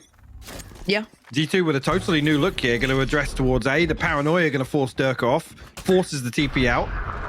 Ramp control garnered initially. And this is big early work. Keep in mind that Durka's been on patrol there. He's been holding a lot of space in most of these rounds, but a couple of tests, even though he kept his life, giving away the position. But Nookie is happy to be the first man forward here, setting such a tone. The spot towards middle as well. Now the crunch comes in. Alpha's in a little bit of trouble here. Gonna have to fight his way out of it. He's done so well. Succeeds time and time again. Over and Nookie just dismembered. And now 3. What are you gonna do with this? That's so crucial as well, that Enzo spots somebody and can relay that information towards Alfia. That the possibility of a ropes flank comes through, but Alfia goes huge, finding both kills there. Hoodie will actually retrieve the orb. Now, res available. Not sure, with Alfia slipping away. Look at where Alfia slipped away from. He's got right down to bottom mid here. Mixwell will throw a shoulder TP away. And Durka there to police it. Hoodie with the trade. Really good trade, but they need something else than that. You will not kill my That's gonna help. Okay, back up to at least 3. 20 seconds though, and they haven't cleared sight. Not even close to sight. No. Still utility from Enzo being a problem towards DT. The reveal, the decay, basically being attached to Heaven at this point. 10 seconds. I don't think they can even make it Nope. there. No, literally. The tether there just means that they can't pass through. On PC utility concluding things here. FNATIC will find their third.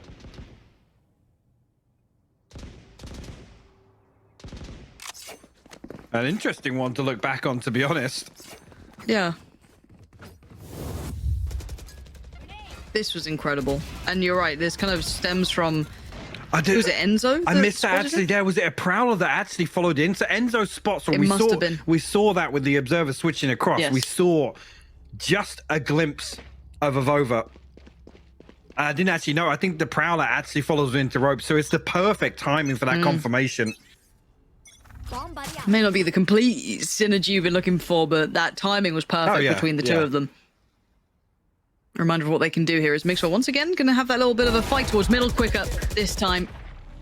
Denies Alpha a walkout. Now player advantage very early.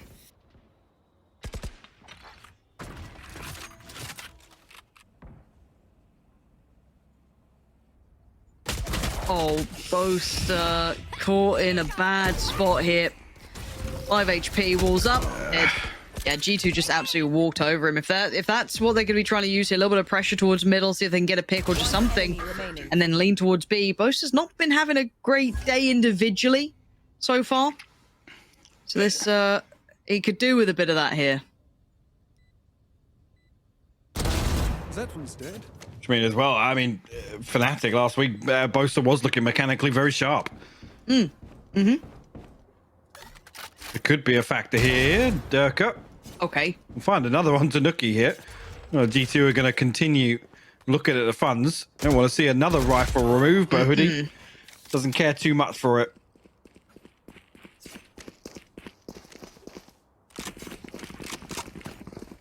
So yeah, thinking back with even on Icebox, there was a couple of times where both Snake Bites gets invested, and you know he comes forward, and the intent is to put his life on the line to delay even further. That was the big game plan for that composition, and no surprise it did see FNATIC finally call on the timeout.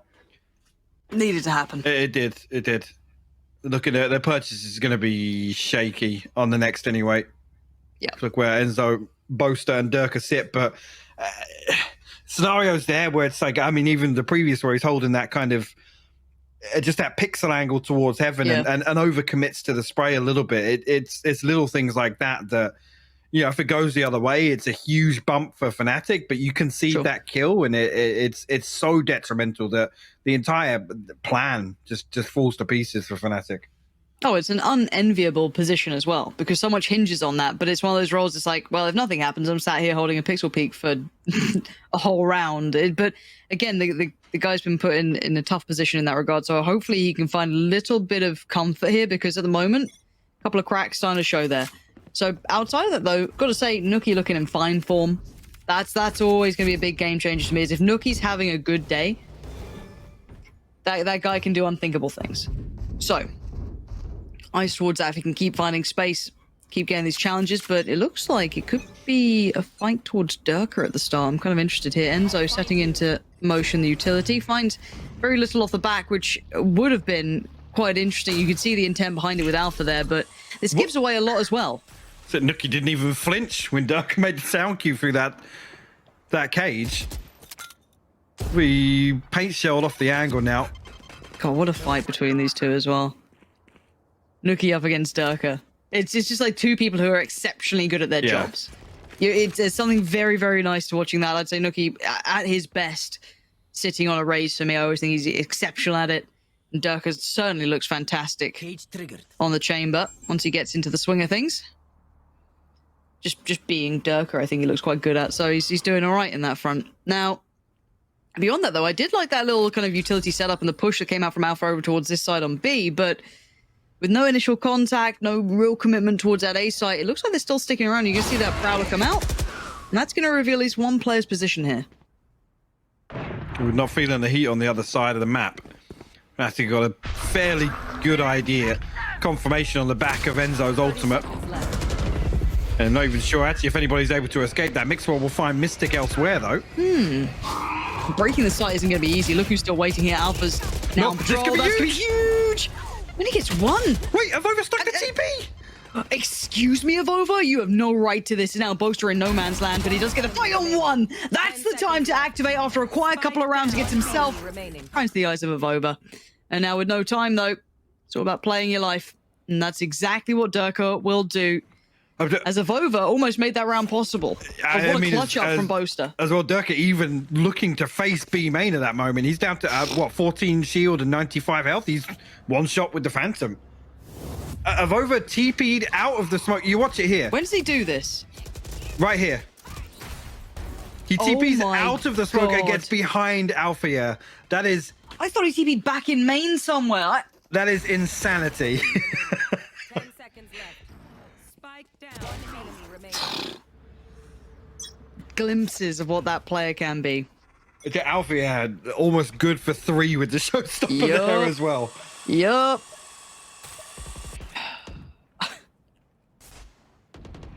Is Nookie walking this? Looking for that peak on Boaster. Boaster bested him this time. Much better. Anchoring that B site, being such a force now after being isolated and punished a couple of times. Finding that balance. This is a big recovery from him.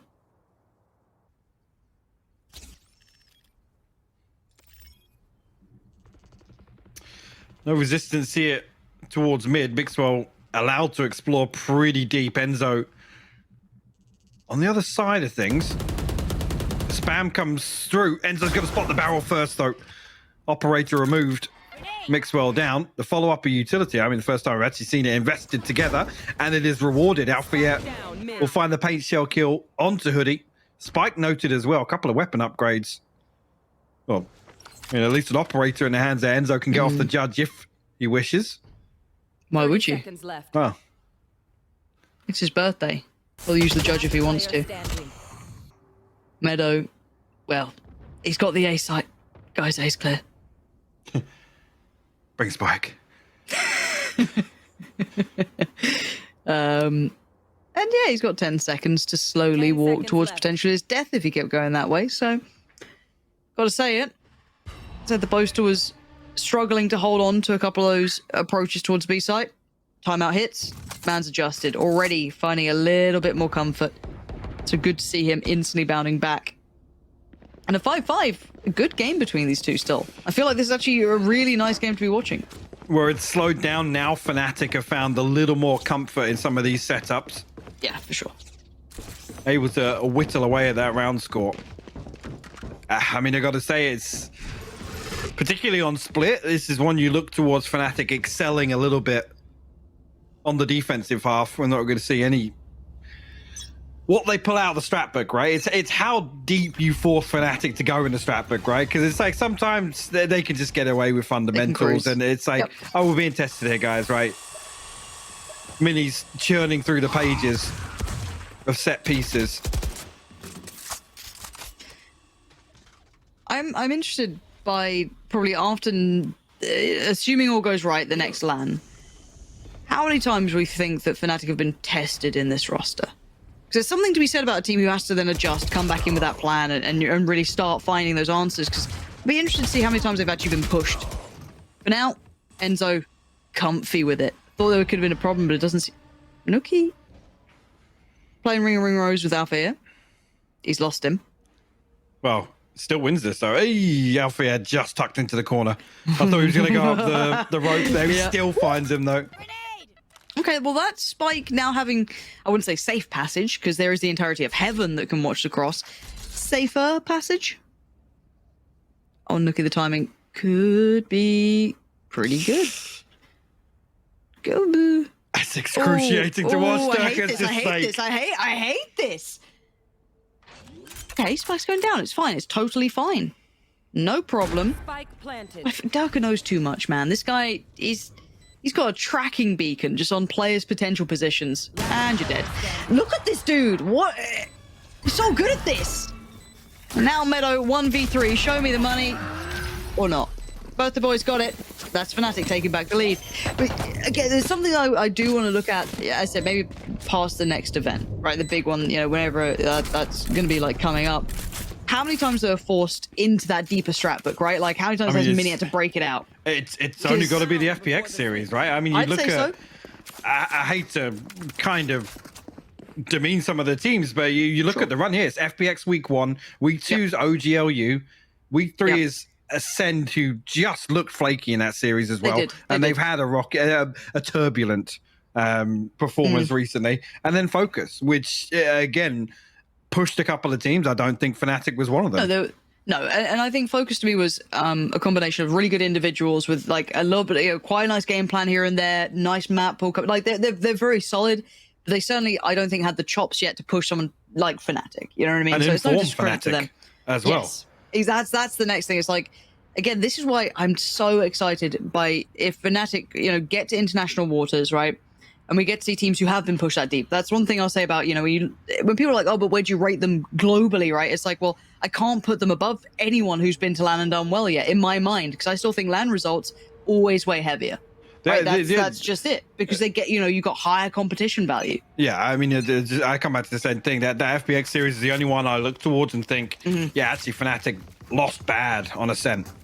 And that's the only one you look back at, and you, I think for me, I don't feel great about, right? Other than that, it's been as close to flawless. The box, Exactly. Like not new, and it's like teams have had dominant runs, but it's the fashion that they've done this. When they're winning, they're real winning. Yeah.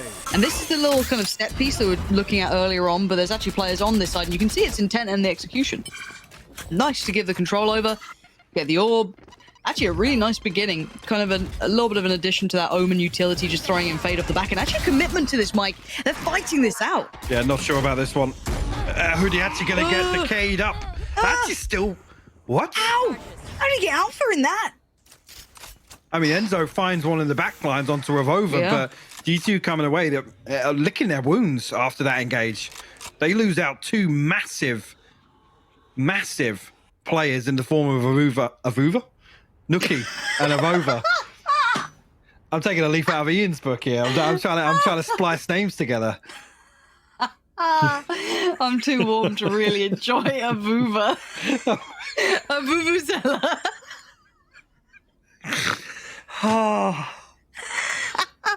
Avuva. I'm sure I've said that one in the past as well. It's not the first time. Oh no, probably not. Probably not. It's been a long time. It's been a long time.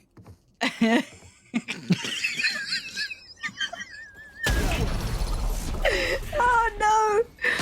Okay, it's fine. This is Hoodie and Mixwell. They'll be dead soon. There we are. Thank you very much, Mystic. 7-5. Right off. Good. Switching sides. Switcheroo. Oh, I'm sweating. You feel for a bit. I'm having a drink. No, I'm the less I talk, the better. Yeah, all things considered, though, with early on G2 shows if they are just gonna almost take the same approach as Icebox, right? It's like, there's no secrets about what we're gonna do. We're gonna walk mid. We're gonna expect Mixwell to find openers. I mean, you look at it numerically. That's not been reflected. I mean, we talked about another Death touched on it. It was 23 kills that you're able to pull together versus Ascendant. Something stupid like 250 ADR. He just hasn't found the same value here. So early on, I was talking about maybe a couple of gaps in the setups from FNATIC, not seeing Alfio and Enzo maybe synergize as much as possible. But in terms of damage control, they didn't allow G2 to run away with these opening engagements. And that is a huge positive. Oh, it absolutely is. I don't need to see them have like massive pop-off plays, but as long as they're doing as prescribed, then all good. Hoodie. Gifted out haircut, stir cut. Cut clean down to a 22.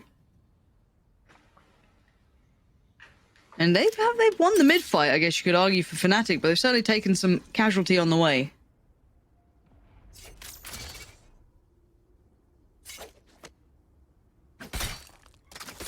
And try and deal with the wall now. 2 members of G2 on the other side of this. But actually, I feel still in position to punish. Well, fade away. Mixwell needs this, needs to really stem the bleed in middle now. This problem's though, vision depleted, gets to dip away of over called upon. Give us a hand here. He's actually dropped down. That's sick work from Mixwell. If he got the flick back, that could have been everything. But now the crunch comes in. The fight on the site's been won. The spike is going A. It'll be wide open here. Well, actually, Boaster and Mystic are able to get out of this situation. There's 12 seconds left, and that plant just about coming through. Plant's good for Heaven, so opportunity here, at least late round, but Mystic can't fall in this scenario. Nookie still hard clears him. Enzo now finds himself in a 1v3. Did I tell you about the story, though, of the birthday boy, right? It's actually a crazy one. Because you thought it was going to be this B play, right? Like, that's what we were all told, and then suddenly, Spike's down at A. And he whiffs the first couple of shots. So, you know, you're starting to second guess yourself, and, you know, Meadows on the defuse. And none of these shots are hitting, Mike. So the story, all for nothing. Absolutely for nothing. Tried. G2 put themselves in touching distance now. Just one round left to find. Oh, this is a nice. And it was, I'm not sure at which point there the audible was called. It's just that the time is off a little bit. Like I said, it's a completely different scenario if Mystic and Boaster are able to get out of that situation. This goes here. I just don't know how feasible they ever would. Feasibly they're ever going to be able to do that, but yeah. Going in, I'd be surprised if anything goes astray, but you never know. Oof. Excellent. All right. All good. Boaster just leaving the spike in mid. It's nice. Easy for the rest of the team to get. No worries. Oh, nope. That's not the case, actually. That's sarcasm. Spike now recovered, and they do make it out of there. But again, keep in mind the purchase. Even with the shorty, as good as it may be, you were hoping for something from that, and they don't get it. Last player standing. Clean. Well managed by G2 so far. Yep. Right. Oh. So circling back to your point about Well managed. clean. Well managed. Kept in check. Yeah. Well, 7-7. Do you think we've actually got a game on our hands? Because, like, I'm waiting to see if it stays close in the gun rounds. Hey, I mean, in terms of bigger picture, I come back to the comment I made earlier.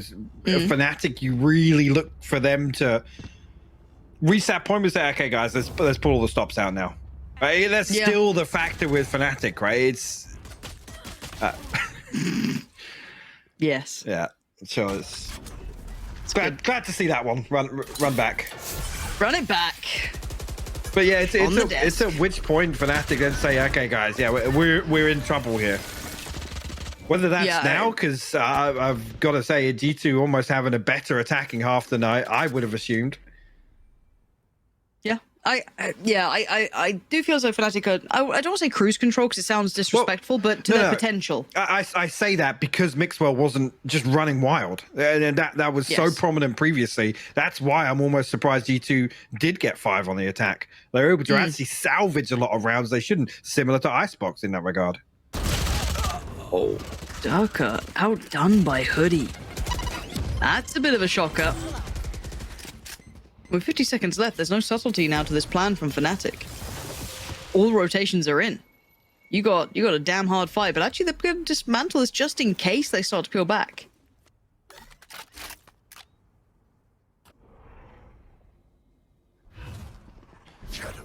Whole lot of faith in Avova and Nookie to hold this. 30 seconds left. Navova's in danger. He needs a bailout. He needs a friend. He needs someone here because he's not getting away with anything right now. Couple of smokes holding back FNATIC. Look, he's got nothing to spam into that slow. Boaster actually catches him out for good for the second as well. Avova did reposition, but he was noted and hard cleared here. Mixwell 26 HP. 10 seconds left. Spike 4 left for the tour de force, so almost good for the. I mean, it looked good. Oh, it did. For a second there, just walking that slow, getting a little ahead of the timing. Thought maybe he's got that little chance. I like the hat production. I think that's you. Is that you guys? Or has he done it? I spotted that in the first half, and I was like, yeah. Pretty sure that's I didn't know us. if it was real or Pretty not. sure it's us.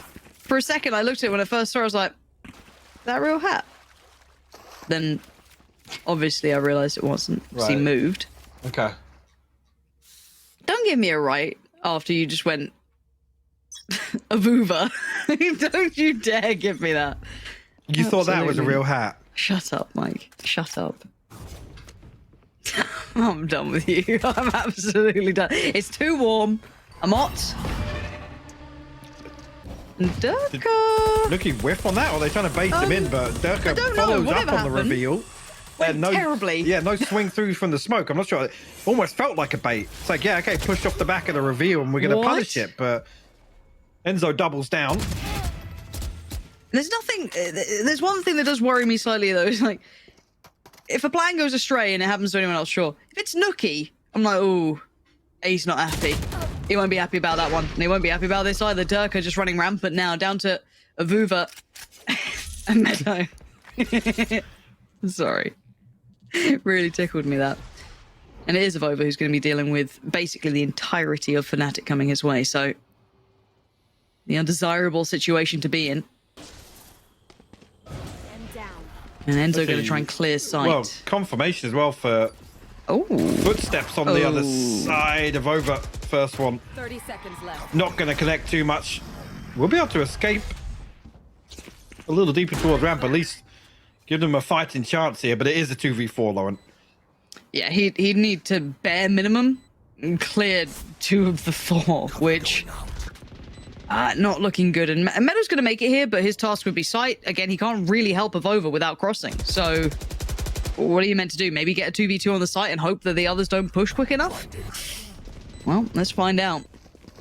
Trying to give Meadow a fighting chance, gets overrun. Durka's put him down. Good trades. FNATIC really finding easy access to middle there. Yeah. Not sure what went wrong with that. Like I A little bit of a said, fight. I feel like that was almost intended to bait. I don't want to say Nuki's whiffed on a reveal. Put it that way. Sure. I think that's a fair assessment. We'll go with that. Maybe just a miscom on the timing. I don't know. It's certainly bizarre to watch. Player standing. FNATIC follow through with that. See where things sit for G2 now. Nuki 2 off the showstopper. It's the only real playmaker ultimate they have in this composition. So it's just Sheriffs. Mixed well with the Headhunter. Here. Oh, The timing on the mixed poison well. orb dropping. Yep. Just all eyes on him. Now, I guess the silver lining is that Meadow's one against Durka on the other side of the map. Now, beyond that, though, you're going to need some big boy shots coming out. Nuki, Wait, the guy's Alfia movement. falls? How? I guess Vova was tucked on the site and caught him? Okay. They're hitting the shots they need. And Meadow's got the Nuki upgrade kept as his well. life. And Avova should potentially get this right. the This flank. flank's coming through so early. Oh, he's good for it as well. Gets well. I thought he'd have the second Boaster good for the trade, but this is huge. TP taken, but look who's here. Nuki has just hit the A Boaster! What? Get out of it. How did Boaster... So Boaster TPs, right? Nuki is way ahead of the predicted timing. And he wins the fight. It's a 2v2. It ain't over yet. Enzo's got a little bit of utility to work with as well. What's he up to? Vova makes the step on the site. Utility invested. What? Player standing. What? One enemy Hoodie hard remaining. clears him. Enzo, no! It's sticking inside the smoke! He's still gonna get it, Enzo! Clutches it out for FNATIC. Oh my word. That round was lost, and somehow they pull it back. Oh my word. Play that whole round back for me. I want to watch the entirety of this thing. One enemy remaining. When I saw the reveal go up, I was like, he's not going to anticipate that. I'm not even sure, actually, if Boaster will hear the sound cue on where the smoke's placed. Enzo still delivers. At the final hurdle. That's ridiculous. And the fact that Nuki was already there as well. Man, there's so much in that round was ridiculous. And of course, G2 make it close on those sort of rounds. It's a G2 sort of round to convert, but man, FNATIC, that's just, oof. There. 10-7. It's going to be a moment when you question when do G2 pump the brakes. Do they have more to go to? already Nookie be forced away, respecting the investment. And somewhat of a default. 1-3-1 coming out from FNATIC.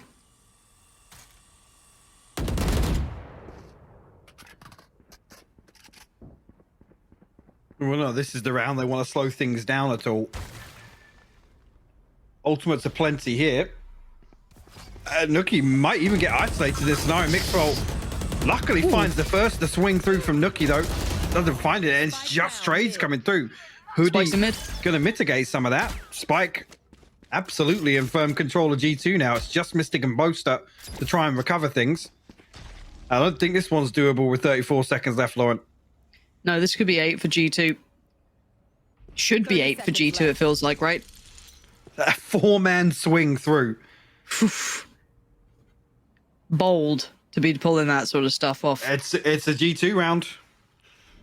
Hey, those moments of it happening in that Shiko upgrade sort of round that came out before, you're like, okay, of course they're hitting these shots, fair enough. 10 seconds left. That was a bit of a string now from G2. Rounds that get very close. This time they convert it. And they really did need that, I felt. Game's starting to look a little too like it was FNATIC's in the making, but as it stands, G2 closed the gap just a touch.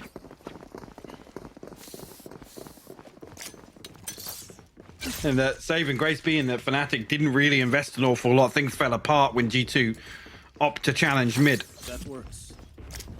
See if they can... I mean, Durka's got the Tour de Force available. To actually get a weapon donated. So rifles across the board. See if FNATIC are almost just going to repeat the initial intention from that previous round here. This time around, G2 put the wall up. Only one confirmed on the other side of it, though. Boombot will go through.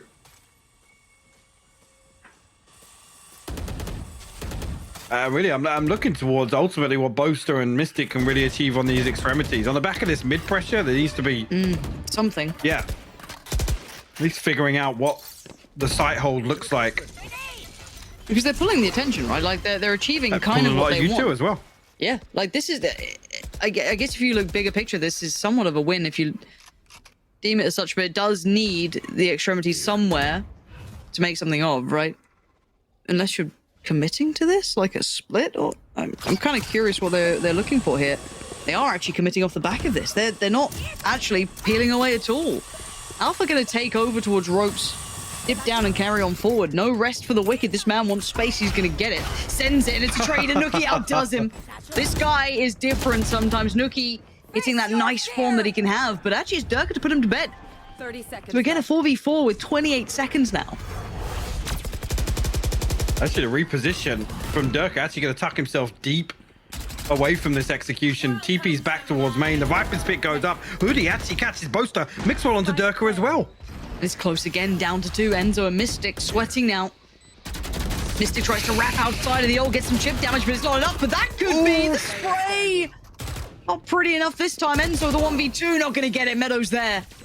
The defuse going to come in, and G2 carry on forward. That felt a little desperation mode at that point. G2 doing unorthodox once again, right? Yeah. Hoodie getting into that position, just like, what the hell's he doing there? The swing comes through, Mixwell punishes that. But that's almost like FNATIC are just there, they hit the panic button. Okay. G2 have found their way back in this game.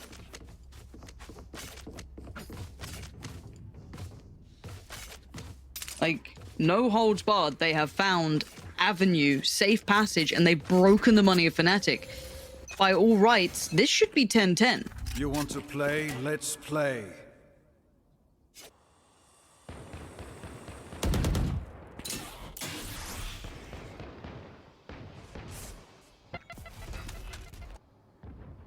Similar scenes in mid. This time around, though, FNATIC have 3 members present towards ramp. Boombot will clear through for Durka to try and find a favourable angle with the Tour de Force. Mixwell on the other side of things. This is nice. Really nice positioning. Nobody holding that for him. Mystic just absolutely clotheslines Nookie. Okay, but there's surely a trade, right? There it is, and actually gets another. Oh my Gets god. Durka as well. The timing is perfect for that pressure to come through. Mm-hmm. Removing the tour de force. Mixwell able to post up comfortably now. Hoodie will find his third. Just Enzo to try and find some damage in this round. Actually finds an angle, but Mixwell still with that TP safe. Okay, G2, they've kept 4 alive, Mike. This is starting to get, you know, this is game on territory. They've got a cushion to work with. And unfortunately, FNATIC don't. Yeah. Like I said, that snowball round, the one where I feel as if they hit the panic button, it's cost them. It's going to take 3 or 4 rounds to build that position back up. And unfortunately, here, round 21, they don't have that benefit. Yet no surprises to see this come through now, Lauren. It's needed. FNATIC looking like they might have to start cracking open the spine of that book, right? That, okay, how much do we now need to start really exploring this idea? How far do we need to go? How much do we need to show? Do we even want, you know, what can we bring out here? Because G2 are playing a good game, but it's not like we're just seeing similar scenes over and over again. It's not just one look. There's a lot of things going right for G2 at the moment. It really is. I don't think FNATIC able to really get a firm grasp on the early round. Get themselves set up. Or even set themselves up for success, I should say. Yeah.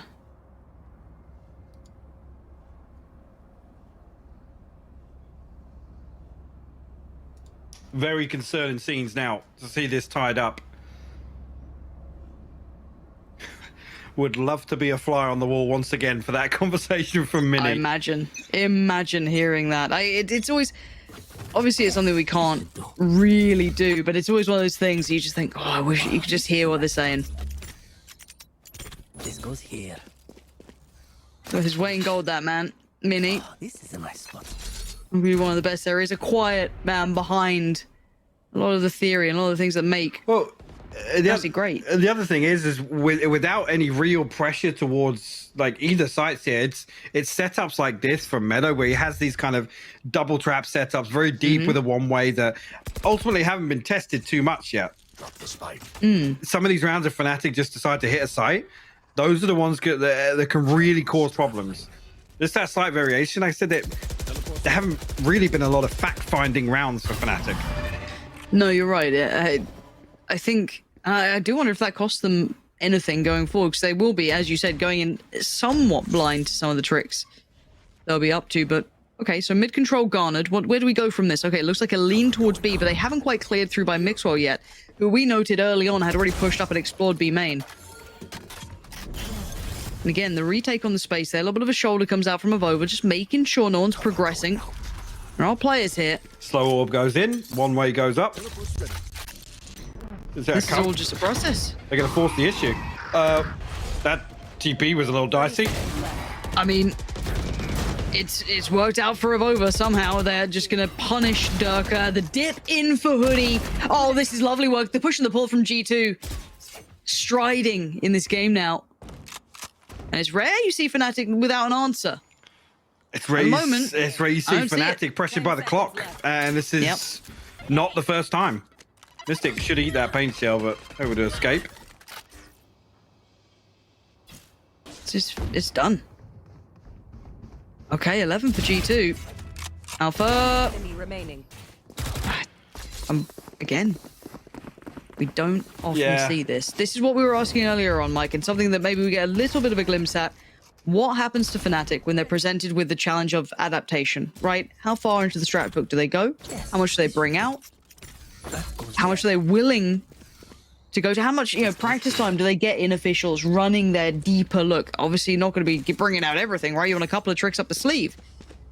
So let's see what this looks like now, because this buy is rotten. Bring them down. It really is, and I mean, it's only Boaster's ultimate to work with. Look, you're going to find the first one to Durka, but like I said, this setup has barely been tested. Meadow able to dig his heels in. Enzo will find the first. He's got another 4 to find, though. 45 HP. Wow. Not much else to do here. G2 find themselves on map point and on the brink of forcing a third here in a series that I didn't expect to go to 3. No, me neither. And I think you're right. It's that lack of exploring some of these areas that are critical. You know, the ones that if let's say that mid piece doesn't quite find as much validity as you'd want, you need to start leaning towards some of the options you have. And you're right, they just simply haven't had the reps towards it yet to be able to come up with maybe the plan they'd like. But now walking into the unknown at 10 to 12, it's now or it's map 3. And a reality check for FNATIC here potentially. Definitely. Mixwell going to take that space. Hates it. Has to back away here. Give up the room. And FNATIC get what they need. Oh. Mixwell still finds one though. And slow. They can't make anything of this. No trade coming through. No nothing. FNATIC held at the door here. Spike down B. Yeah. Not looking good in this second half. I mean, the blind TP comes out from both, so it's a total shutdown on B site. And again, I gotta say, this is a byproduct of how a lot of these early rounds went. There just wasn't enough kind of tangible intel to formulate a plan on the fly towards either side. Didn't find a lot of value in mid. They couldn't really convert that into anything. Even when they did win out on mid, like I said, players like Meadow still able to tuck in so deep on site and even just go 1-for-1 in scenarios, cause so many problems for FNATIC. I would say massively concerning, but that was extremely underwhelming on the side of FNATIC. It was, and I think just because of that lack of ability to adapt, you felt like you're almost shorted an end game there. But credit to G2 though to be able to convert that again. Keep in mind they're playing against arguably one of the best there is that we've seen in current form. I mean, they've been able to convert map 2. This is big. Mixwell with a huge turnaround in the second half. Like I said previously, we've seen him do absolute wonders for G2 on the attack as that chamber actually comes to. I didn't note the first kills in their attacking half, but ended up with 6 here and actually coming out +3 in terms of kill differential. That certainly wasn't the case on the first half. So credit to him in turning things around in the second. Hoodie once again, man. Like this guy is just like solid as a rock for G2. He is on a par now with Nuki for me in terms of what he's able to deliver statistically. Just insane to see time and time again. Right, well, we're going to head to a short break on that note, and when we're back, the desk will be discussing everything we've just witnessed and that next map coming up. Dare to challenge yourself.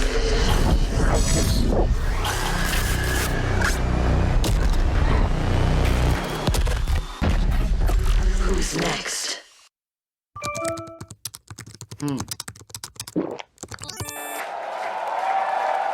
Red Bull gives you wings.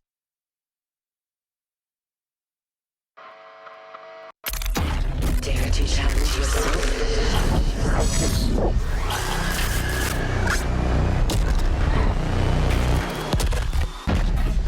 Who's next?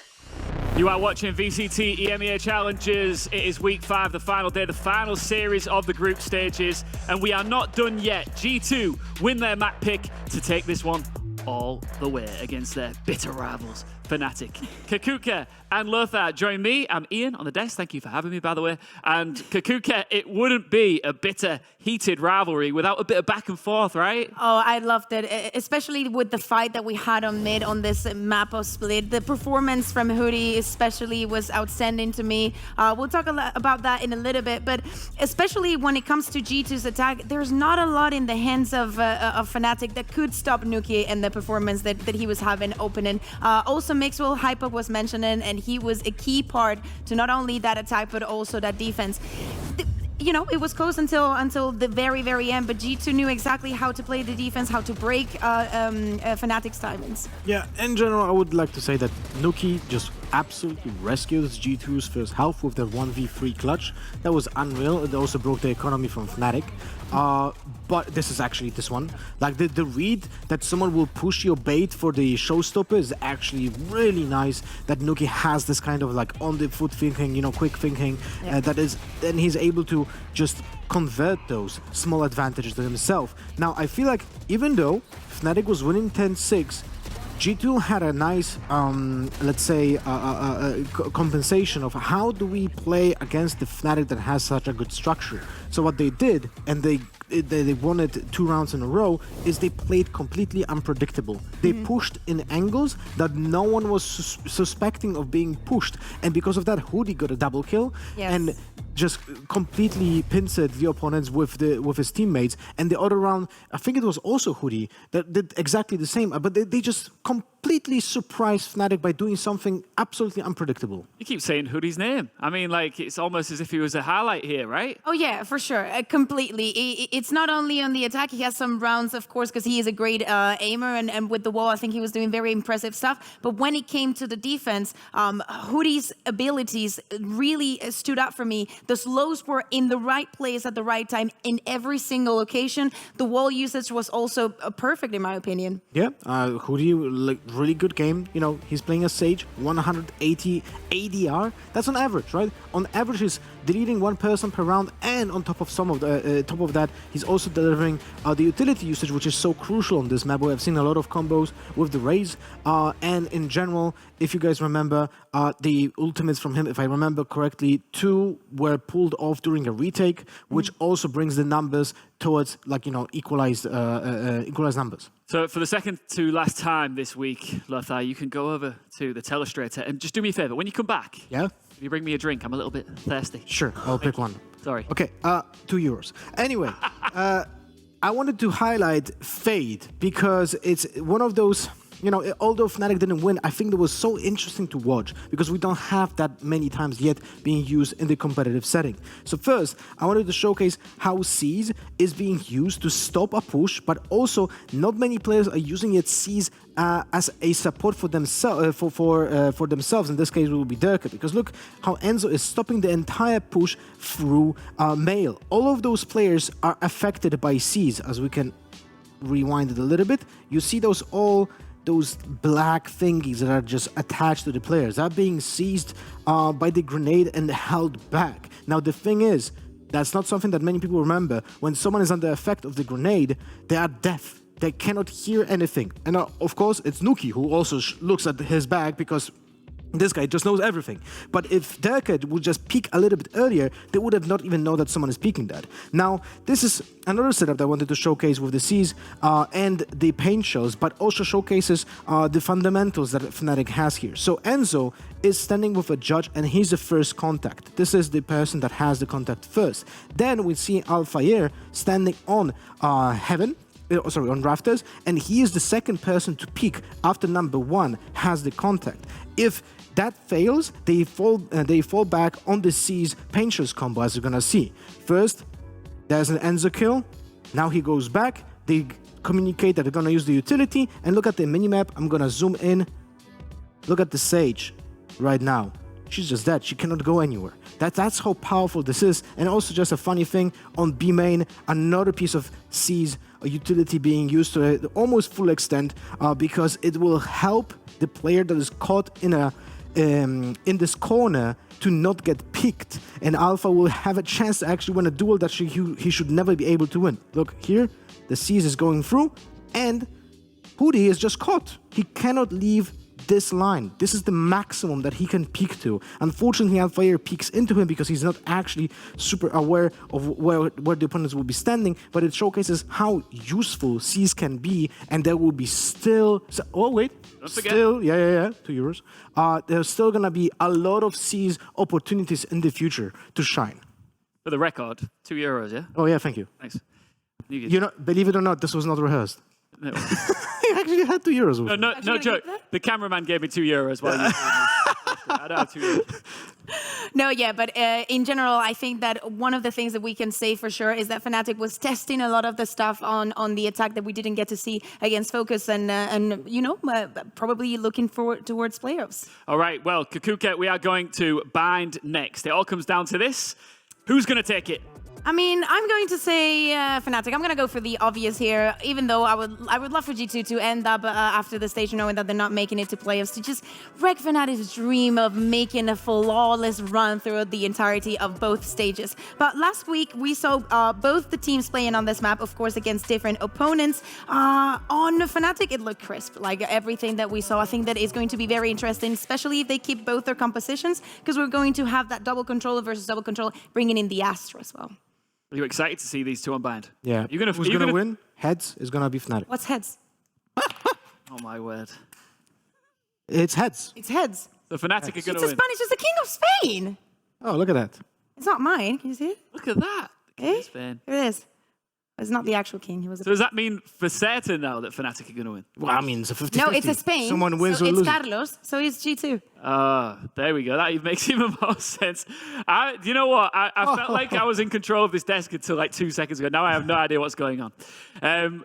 Compositions. What do you expect from both of these teams on bind? Composition. Last time we have seen those teams on bind, G2 was playing Sky, Ray, Sage, Astra, Viper.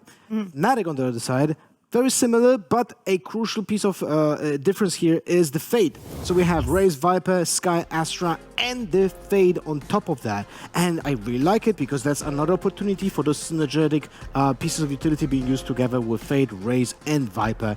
And on top of that, also the pull from Astra. Yeah, exactly. We're going to see now, actually, the head-to-head is going to be between Nukia and Durka playing on that race. We know how these two players have been explosive on this map. The approaches are going to be a little bit different, but Alpha is going to be playing on that Viper. And I want to gather your thoughts, Lofa, because you were not in this, but what are your thoughts on Mixwell on Sage? I mean, he's on Chamber, so I like that much Okay. more. I feel like Lovely. when he is on Sage, he is just, again, on that supportive role when he cannot really find the confidence to get those duels in. I totally agree. And I know Sage is very useful on this map because it's so hard to plant on A side when you don't have the shower control. So the Sage's job is to cut off the shower's angle, plant safe, and then fall back. Planting in this case, this is going to be a very similar situation to Icebox, where players will be doing everything in their power to stop the plant from happening. So you have to get those kills and aggressive control of sides as attackers first before you try to plant. Yeah, so the only difference is that, of course, FNATIC is going to be playing with that double initiator. Let's see if they give him enough control. But if Mixwell ends up getting the same openers that he was having on Split, this could be perfectly a map that goes for G2. I mean, he had 6 first blood and only 2 first deaths. Yeah. It's exactly what is required for him to do. I think that, especially knowing that he's back on that position, that he's not going to play, have to play for the rest of the team, playing a little bit more supportive, but he can just add on to what Nuke is going to be doing. He should have an easy time. One more thing I wanted to point out, there's a possibility that we're going to see FNATIC do teleport crunches with the pieces of utility from Fade. That is something that might be very synergetic. I like Boasted Stars better. I'll tell you what, you couldn't have asked for a better end to the group stages. And map 3, G2 versus FNATIC. It's time to take us home. Pokpan. You didn't expect that, did you? He's getting confident, isn't he, Mike? He's getting a little cocky with all this business. Still, just missing the mark a little bit, Ian. We thoughts and prayers that you work it out, but we do get map 3, so that is I guess a bonus here or a curse depending on which team you favored coming into this. Enrico did curse it, if you were wondering, our producer. Shout out, producer. Thank you. Shout out to our producer. Appreciate you. You actually tucked in some sausage rolls in between the game. Has that changed your thoughts coming to this matchup? Weirdly enough, no. I didn't know where you were going to go with that initially, but no, it hasn't actually changed. I thought FNATIC would close out Split. I'm expecting them to close out Bind. I think last week with the performance we saw, even though, yes, take it with a pinch of salt against Focus, some of the pieces we've seen them cook up, I got to imagine there's more than that. I mean, it's starting on the defense, but I'm looking forward to what Boaster referred to as the rumble in the jungle strat.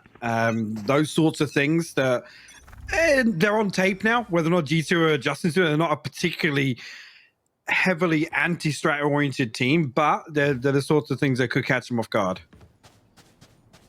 Yeah, I feel like whenever we're talking about FNATIC, especially at this point in the group stage, and you know, it's all about like future-proofing essentially, and like how do they look down the line, what's next, you know? Because they're in the best position that they've probably ever been in, really, going forward. So it's all about that insurance down the line. For now, though, we get to enjoy a map 3 in G2. Well, showing more resilience than most of us expected on map 2. Absolutely, no surprises there. Almost in keeping with their brand in Valorant, to be honest. Very slow approach to this pistol round, though. I mean, Nuki has barely moved from market. FNATIC likewise on the other side. The flash going to come through, forces the TP out. And no real exchange of damage done there at all. Will be the indication to progress onto A site. Spike slowly making its way back in this direction. We're already early progress garnered on the side of Meadow and Avova. Yeah, this should be a free plant. Don't think anything can really stop it now. Maybe a little chip damage.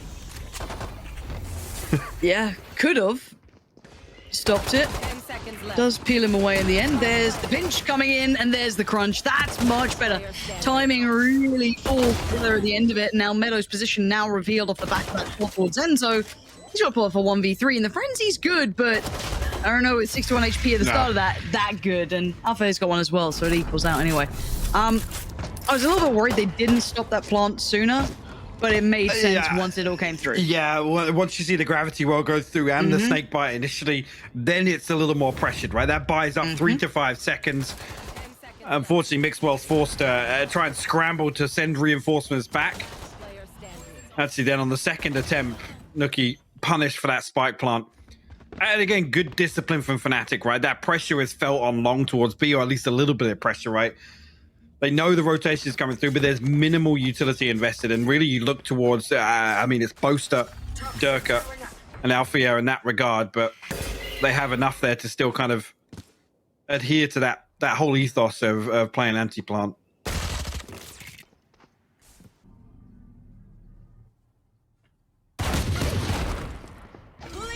Oh, wait, Boaster's gone for the vest now. The look has changed. It's a hot day. I've been telling producers, it's a hot day today. Had self-Mayek on. Really upset me. Hoodie's probably a bit upset with that too. Hopefully we get to see more of the gun show from Boaster. It's a treat. And Dirk is just mopping up everyone, it seems. Now this is still building towards B. Makes us 24 HP, and that just about whizzed past him. The timing's pretty good from the creeper from G2. Mystic's still on the case, and he delivered pretty nicely in the first couple. Flash, timing's great, and he's going to just carry on forward, isn't he? This is lovely work. It almost overextends, why not? Feeling yourself gets made to look a little silly, and that's why you don't. That's why we highlight it. 30 seconds left. If I were able to slip away 48 HP, but forced. I'm going to be honest, in a position now where you just got to give this away. You don't want to be carrying across.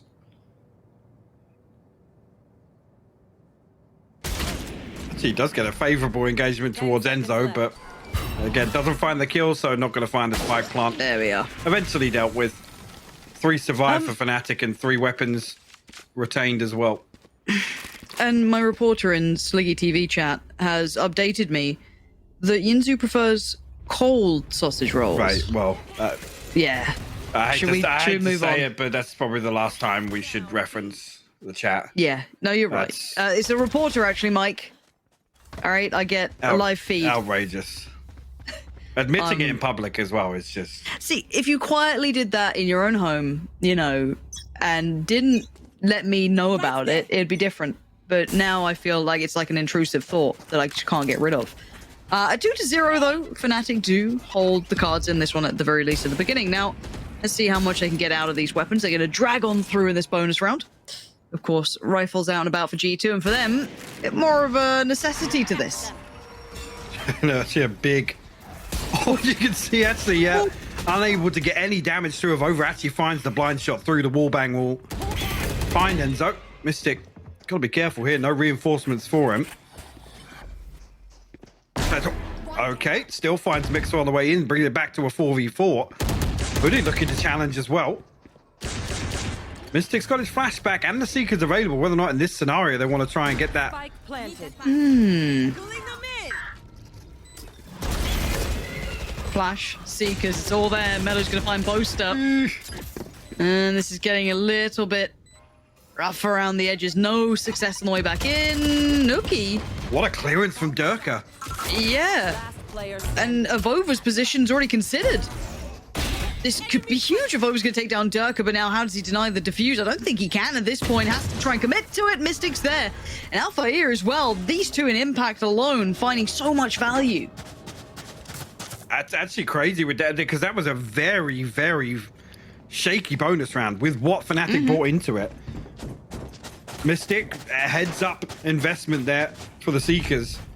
Finding that kill to Mixwell is huge. To bring it to an even fight, like I said, no real pressure elsewhere on the map, so FNATIC still have a lot of utility to work with there. Yeah, that's... I do feel this game has the possibility of it being a stark reminder that FNATIC is... Oh, help me. Some kind of fever dream.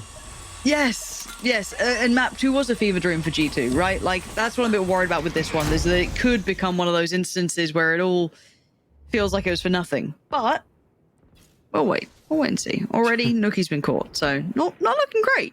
This is the innovation that FNATIC bring. They have a judge in hooker. It's never been seen before, Mike. No. What are your thoughts on this? No. A shotgun like the judge in that position. Now, you know, it kind of links together the map. You know, it can be really... you wouldn't say there's much, you know, of a kind of a liquid style to it. You can't Mixwell? pull it everywhere. Mixwell, do you mind?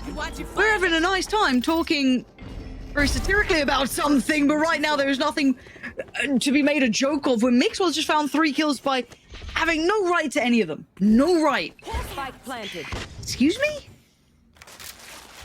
Okay, well, that's flipped this one on its head. After conceding the first blood. Now it's just Mystic and Boaster to try and recover. This Gravity Well comes through, but Boaster's even going to get a shot at this one. Mystic has to win this, and he does. The stick's coming through, Lauren. Boaster? Excuse me?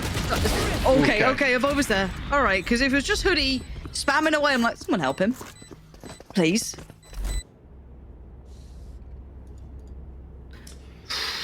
Okay, well, Mixwell had a round. I mean, that's another very G2-esque round, right? It's, I mean, I was commenting on this previously where G2, they just love to be unorthodox, right? And even there, the reason we see Mixwell find a third and catch somebody off guard running knife out is like, yeah, surely they'll probably try and grab the weapons, right?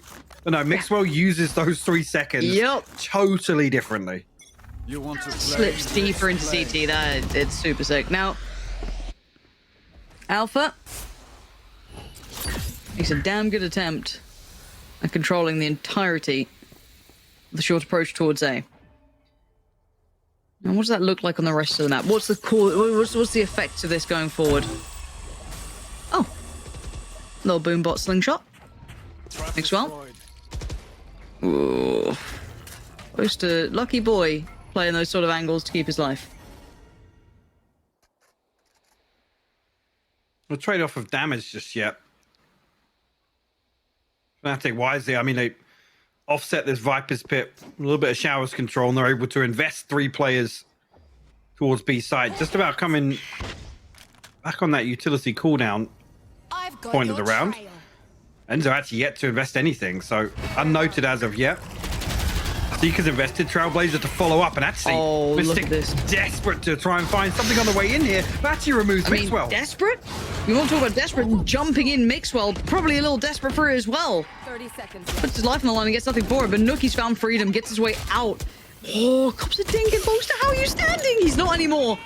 But Enzo picks up the pieces, but a trade comes out for Meadows. So it's a 2v2, but 10 HP in 17 seconds. And Dirk is trying to fill that void, and he's going to. Spike now lost, it's all about time, and Meadows got a choice to be made. Alpha is in the position that he was considering, but the spike plant, he needs the time on his side. Alpha's not stopped moving. He's got closing in the whole time, and he's kept it quiet. As well. He's kept it quiet, and he's got the job done. Alpha here just playing the clock perfectly and playing the man as well. Not bad. 4-1 now. FNATIC back on track. I mean, it's so back and forth. And you're absolutely right. Mixer almost answering with the same unbridled aggression just to try and find that opener on beat. Mystic able to remove the tour de force, though. Well played from Alpha Air as well. Just a moment there where Meadow actually might have had the advantage. Could have got the timing. advantage. Yeah, just he was trying to clear. Tube, no, but you're right. These rounds are close. But it does worry me when I start seeing the scoreline get carved away. If they start stabilizing and getting that money in the pocket, you know, the ult cycle really starting to work through because you're already seeing Durka there. Who else? Enzo's got his as well. get a little nervous here because, you know, FNATIC can really spiral in these rounds. Trade off a log. Actually, Nuki immediately responds with the showstopper, posts it. Mystic will fall. The judge comes through in time, though. And actually both are good for the second. No. No, this is not acceptable, is it? Out of the chat, covering it. Actually, G2 trying to wrap the other way around this towards... That's pretty dirty. Spawn They here, get yeah. across. I mean, Alpha's watching it, though. And is this going to be aim training? Oh, dear. Because they've heard the steps. They heard the steps were about to be. He takes his eyes away from it. Flash comes in, eats it completely. Both so blind. Yeah. Alpha's gone down as well. Really nice work between Hoodie and Mixwell to make sure that there was at least a complementary position in case someone else swung. And Dirk has had no subtlety to this, no quietness to this, and maybe just being the berserker. Goes forward, finds Mixwell, and just speeds up the pace. Speeds up the pace. Gonna pop the ult. Tries to clear sight. One so deep towards CT, it won't find them. And what do you do with this? Oh, dear. Not feeling good anymore, is it? No one's showing themselves, no one willing to fight, and rightly so. G2 play it textbook in the end. Yeah, both players just desperately trying to hold that open angle. No possibility of avoiding that pop flash out from Hoodie, and G2 able to recover that. Because there's a point there where Boaster recovers a rifle. And like you said, Alpha is there so quickly, able to reinforce. A one piece of utility to define it. 2 rounds separating them. FNATIC actually forced now down onto an eco.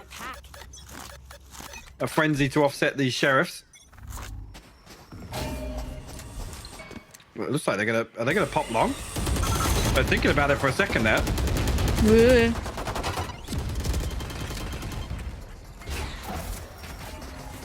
Bit nervy.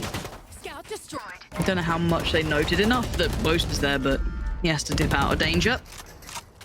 He knows that the TP is safe as well. Look at where Dirk and Alpha have pushed through on the other side of the map. G2 will freeze for a moment. Almost anticipating a second layer to this aggression.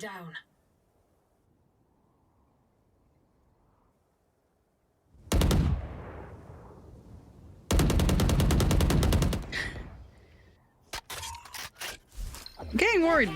It should be fine, right? It should be fine. G2 should just, you know, overwhelm. The timing on this is really rough, and this is going to give information across, right? They're like, okay, no one's like deep, no one's holding long. They're all in like octagon or just at the front of sight, and now they finally turn and they get the spike. Quick paint shell comes down. They've got more utility to pour into this. What? And they just need the pistols to the side. Durka goes down. Meadow on the case, quickly going to find 2, and it is just trying to get recovery. It is a panic. It is mayhem right now. And the spike gets taken, it gets delivered away. Just a quick run over towards that A site. Can they slow this down? Do they have anything to stop them getting the plant in? I don't believe so at this point. And the Viper's pick going to come through. Actually, Boaster with 18 HP. Oh, I thought he was maybe going to opt to try and swing onto this. Might have favorable timing, though, behind this Cosmic Divide. Oh, Meadow's just there. So close to this. He thinks one slipped into lamps. No, no one's there. We know where they are. One towards shower, one tucked towards sight still. And Mixwell's starting to make... I wonder if he got spotted. Yeah, the horn's going to give it away. That's massive work from Enzo. And now it's just Meadow. And Mystic's got him. The bait was perfect. Boaster starts just elephant stomping behind him. Has to turn around. And he's punished. How FNATIC have won that is actually insane. From start to end.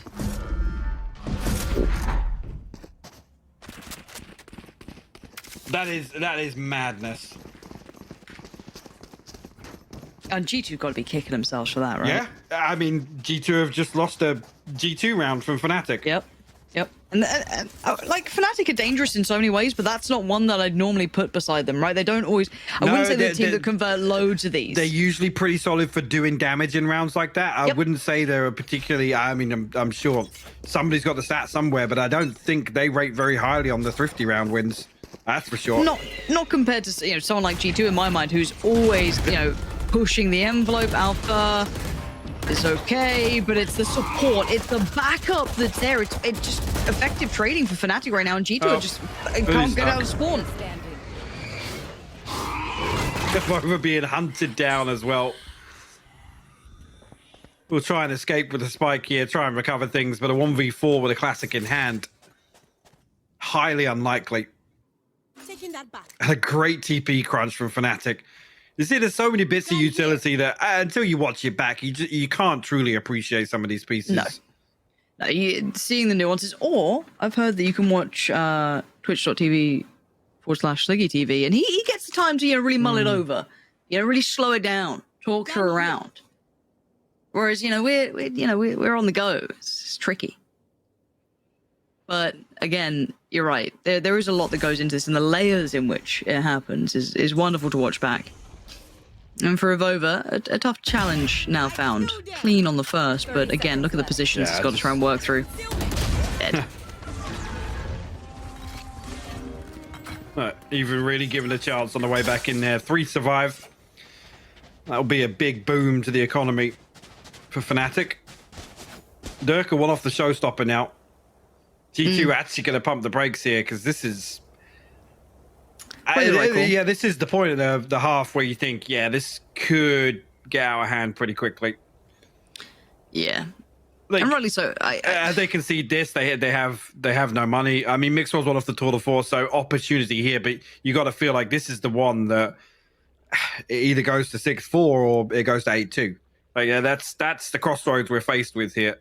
I mean, FNATIC have got comfortably maybe 2 purchases behind this. We'll have to see where Durka sits coming into this round, but this really is a pivotal round. Yeah, and I do want to say a couple of these FNATIC rounds, they have been very close. Like, we've seen some like mad clutches, some almost overheaters, right? You've got like, a couple of pop-off performances here and there. Same could be argued for that Mixwell round where he found like 3 kills out of absolutely nowhere. So hard to quantify, I'm sure, to some degree what we're seeing here. But again, for G2, they do need some stability in this and to get a little bit of grip on what FNATIC are potentially doing here. Because, as I said, the pace feels so dictated to them at this point. It feels like, as I said, those crunches towards TP, the wraps that have been coming in. I do feel as though FNATIC just have a bit of a stranglehold on the map currently. Althea going to throw down the Viper's Pit here. And previously, we did see 3 members towards B side, but FNATIC may be anticipating a little bit of that audacity we know G2 for in challenging this Viper's Pit, but we can see otherwise.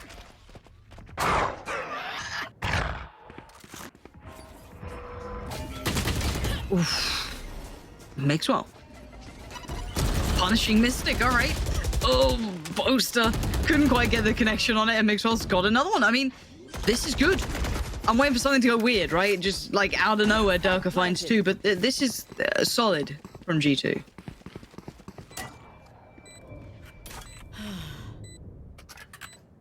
I think as well, this is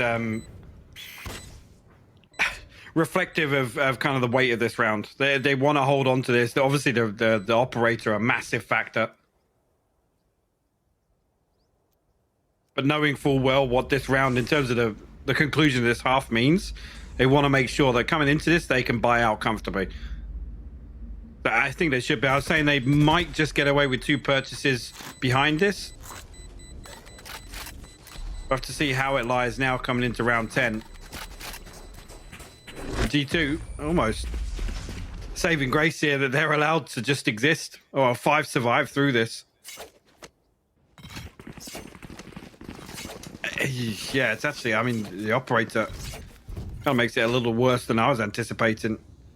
Some ultimates to offset it, yes. If Boaster wants to opt for a judge again, possibility is there.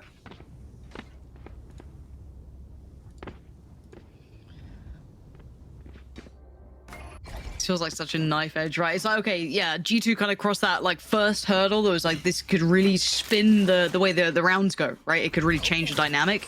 Okay, they've done enough to kind of get it all even now. Can they pull it back to one of those scorelines that are manageable? We find out in a couple of moments. Early work coming out towards mid, and it's Durka towards long this time. This is quite the battle, isn't it? Mixwell on the chamber. Durka on the other side, operator to hand, and a wide enough clear to make it comfy for Durka, and Bosa's actually found one himself as well. That's massive. The Seeker's going to go down. Nuki's going to actually navigate past them to some extent, but Durka's going to just unleash Fury. He wants it, he gets it, trades from the grave, and Meadow dealt with. This is all on Nuki's shoulders in a 1v3. That's a shot. But he needs more. 32 HP, and he's marked, and the Seeker... That's not Sky's utility. That's actually 2 of the doggos going out. Similar, but different. Now, Nuki, what do you do with this? A 1v2. You know that Fade's somewhere on the site, but again, Alpha not known to be the operator player, but I mean, tonight.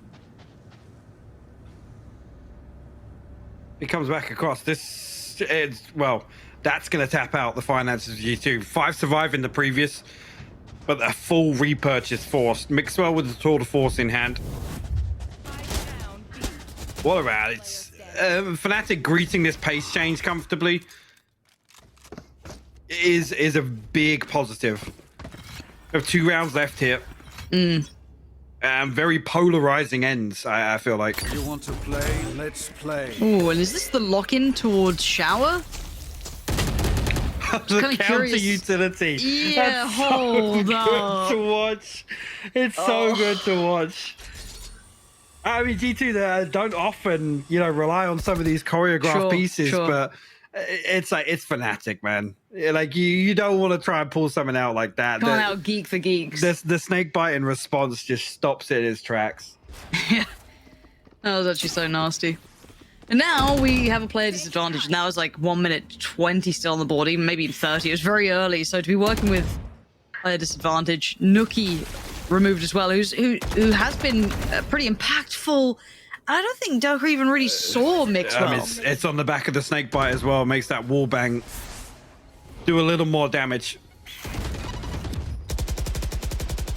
And look at this, combos. The checklist of utility for Fnatic.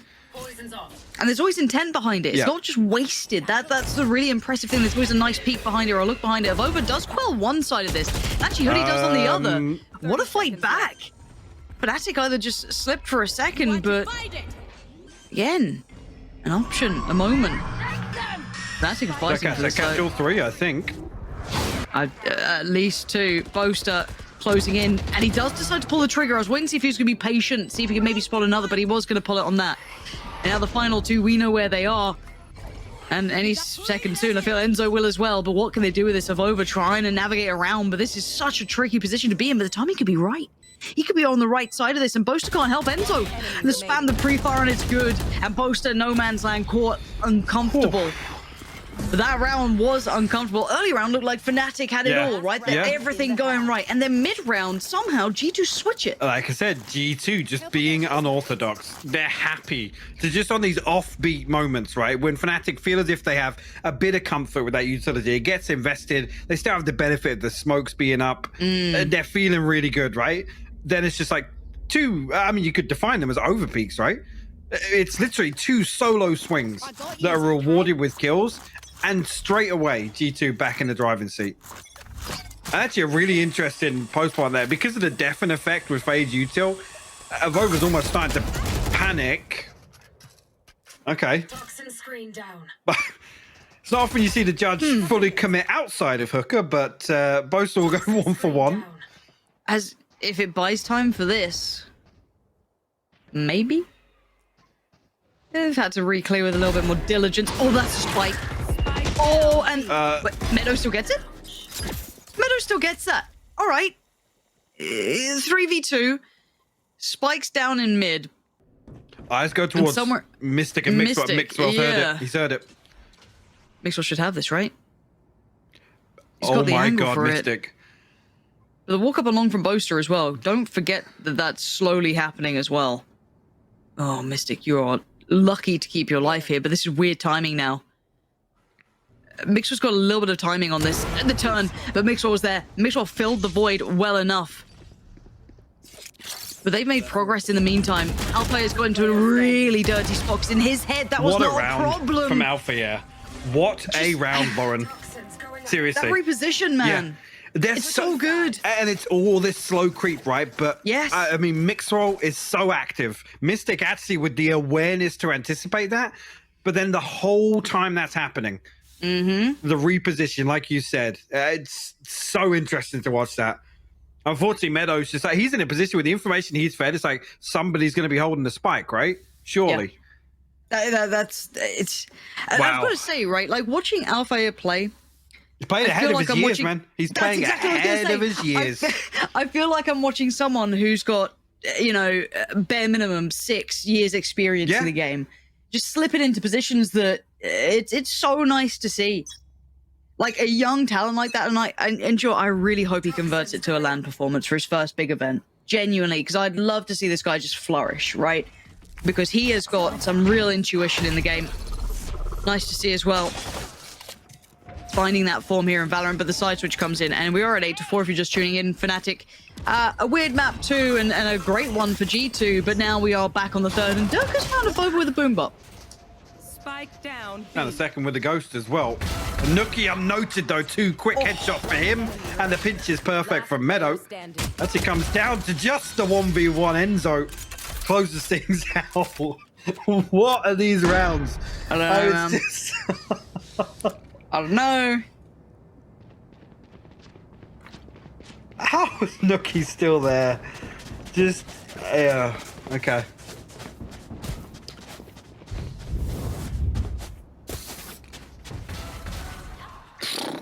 I want his aim. Oh, wait, honestly, can I just the full package? This guy's good. And honestly, credit to Enzo, no messing around. Yeah. Just take the fight. I don't want to sit there playing like, you know, cat and mouse games with Nuki. Just get it done. Wins it out. Now, Mixwell feeling bold and feeling dead. Alpha, this guy is just... So immediately as well, just the adjustment to put utility towards showers as well. And there's no fallback plan now. Look at it. It's like Meadow was just screwed from the start. You can see then the utility from Enzo comes in, hard clears it essentially, so they now have full information as to where this player may be. It's so well constructed and considered. However, then we go back into the live round as to what we're seeing, which is still a 4v3 post plant. Hoodie can find anything here. Meadow as well, tucked up close. Just a classic in hand. I'd expect them to allow just one tap to go unnoticed. Nuki with the backstab though, Lauren, and Meadow found a kill. You can never leave this man unchecked. You cannot ignore this man, and Nuki's going to push it. He's going to try and... Oh, the desperately went for the reset on that third shot. Now Boaster. He got backhanded, but he's got the round.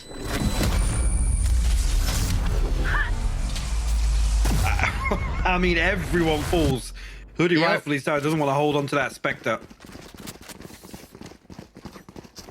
Which puts G2 in a more commanding position in terms of the purchase. We'll have to see what FNATIC decide to settle on.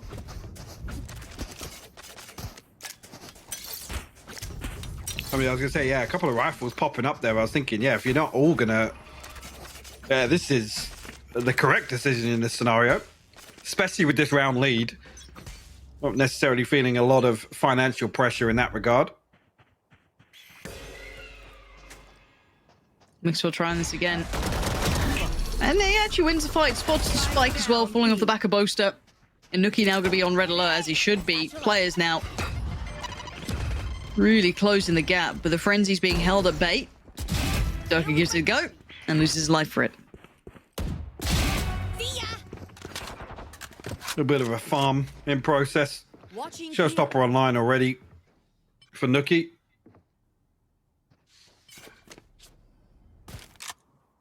And now at this point, just don't even risk the rifles. Let's take an alpha here. Got mountains to climb, even if they want to find some damage in this round.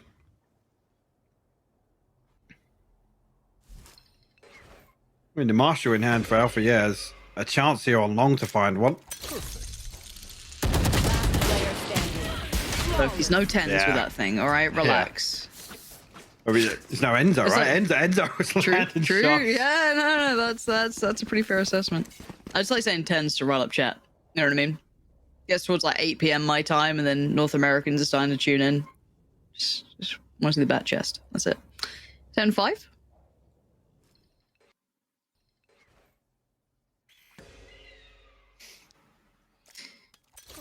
Now, again, kind of taking stock of this, right? Call it what it is. Let's just take the game at face value, right? G2 are putting up a pretty decent performance considering the state they were in at the start, right? That they were pretty shaky throughout this entire thing. Oh, we're live into the round. That's good. Nice long replay. Hopefully nothing interesting has happened, like utility. Lineups. Oh, no one cares about those. No. Geeks.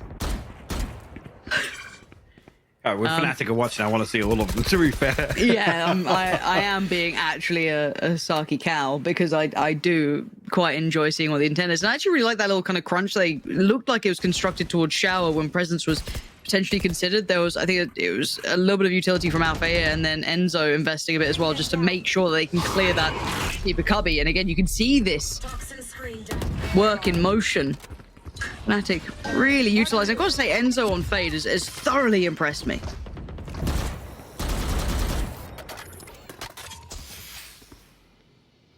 It's an interesting exchange, though. I mean, FNATIC not necessarily achieving anything on the back of it. Conceding a little bit of damage as well.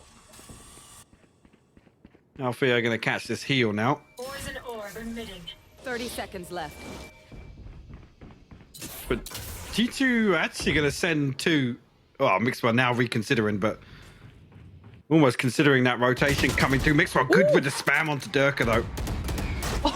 And actually follows up.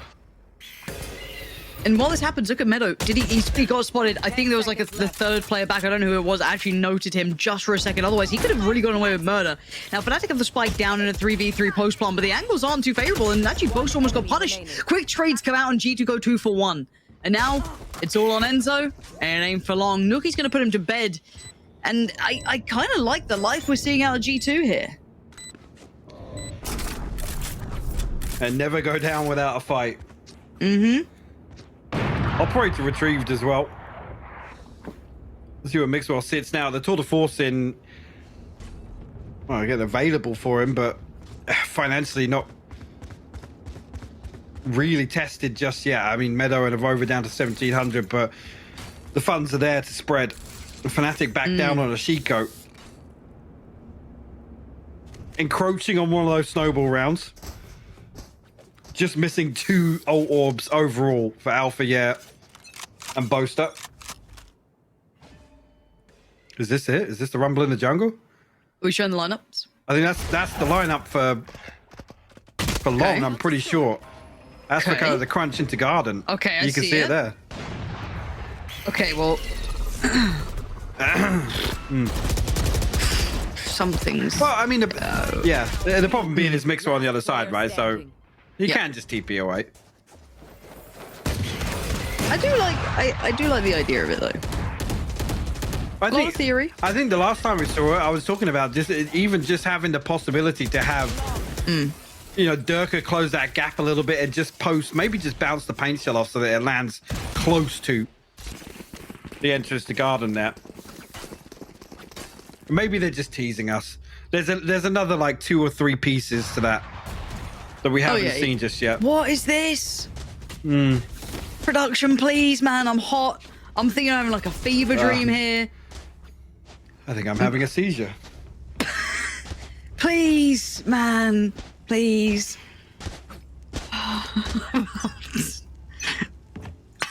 G2 quietly, though, bought this within 3 rounds, They Lauren. have. And They have. Right. Thank you actually, for bringing me back, Mike. they win this one, and they're in a position to bring it to 1 round. You look at how much, like I said, this is the snowball round that FNATIC need. They need to convert this, and it needs to be clean because G2 have built up a bankroll now. 7K, 6,900, nice on Hoodie. Meadow, Nuki, and Avova also sitting pretty comfortably. And some I'm key interested ultimates. in this because they just did I think they just did the similar look to the quote-unquote Rumble in the Jungle, right? Utility goes down towards long, da-da-da-da. Now, they showed no like real intent behind it. They dipped away. If this is like a double pump fake, this is filthy. We'll find out. I mean, I just have my eyes on Boaster. Yeah? Right here. Okay. Face your fear! Well, They're we'll see posted what up. Boaster can do. And Durka has got Hoodie. So, they've played close. But the thing is, with that ultimate, The audio is denied. They can't They hear have no idea the on the first TP. or the second TP. They're already calling it though. I like this. They're calling this so early, and maybe because Nookie might have dipped across to hear at least one of these, but they read this so early on. They are here super quick to this. So they will get a plant, but this post plant won't be anywhere near as safe. A good trade comes out. Bo's gonna find Meadow, but a quick trade back and forth. 3v3 post plant now. Viper's Pit gonna go in as well, just to for a little bit of good measure. All being thrown into it. And Nookie could be the final piece in the puzzle here. Look at this positioning coming around. Does he get the timing right to potentially catch Enzo? Enzo just dips away. And gets the reveal. Nookie is the downfall, but the timing is his. Speaking of timing, it's all on Mixwell. He has to go fast. How did he get that? Oh my god. It's Nookie to come through and find 2 inside the Viper's Pit. Mm-hmm. Oh, that's painful. That's really painful for Fnatic. Because that was everything. That was a whole lot thrown into this round. Was it everything? I think it was everything. I'm going to double check, but it feels like everything. Yeah, it's everything. You had Durka pop in the ult, right? He popped his over towards long. You had the divide coming through. Cosmic divide goes up. Enzo throws it through to deny that information. Yeah. Oh, that's a tough pill to swallow for Fnatic. It is, and off the back of either a really good call of just like reading the intention, or potentially Nookie hearing it. Durka? Right. I'm glad we chose the other POV. Zilf? I don't know if it's Zilf. I'm just blaming you. I'm kidding, by the way. I kid. Love you, Zilf. Shout out to you. But yeah, don't know how he's got those. Mixwell's now just like, no, not really taking this for granted. Alpha is catching the cross. That's Spike? What is Spike doing out there? Oh dear. This round could have been genuinely feasible, but maybe Boaster gets the timing on it now? That was bizarre. What is going on? Oh dear. Oh, this is so weird. This just looks a little overcooked in my mind. It's still recoverable because Boaster had some nice timing to get back around to this. I have the spike. Spike now collected, but they gotta know one's still just posted in TP. yeah, he looks really paranoid about it, which is probably the right call. And Mixwell joined. Fake smoke on A, but it's not really a smoke for anything. So TP taken. Now, let's see how much they can achieve on this retake. You can see Boaster's catching the cross and Enzo going to play the site. Who's taking any chances here? Boaster's sitting on a nice passive angle. That's going to be Nookie crossing. Call should be made. Where's the second layer?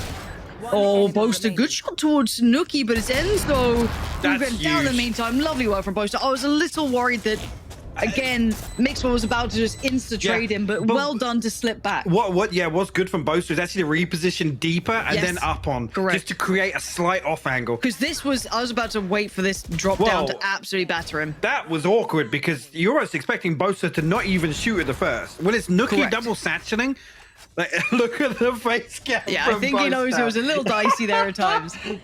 That's start of things, man. Beautiful, just a minute adjustment there to create, to just make it even harder for Mixwell. He's not going to be pre-aiming slightly above there.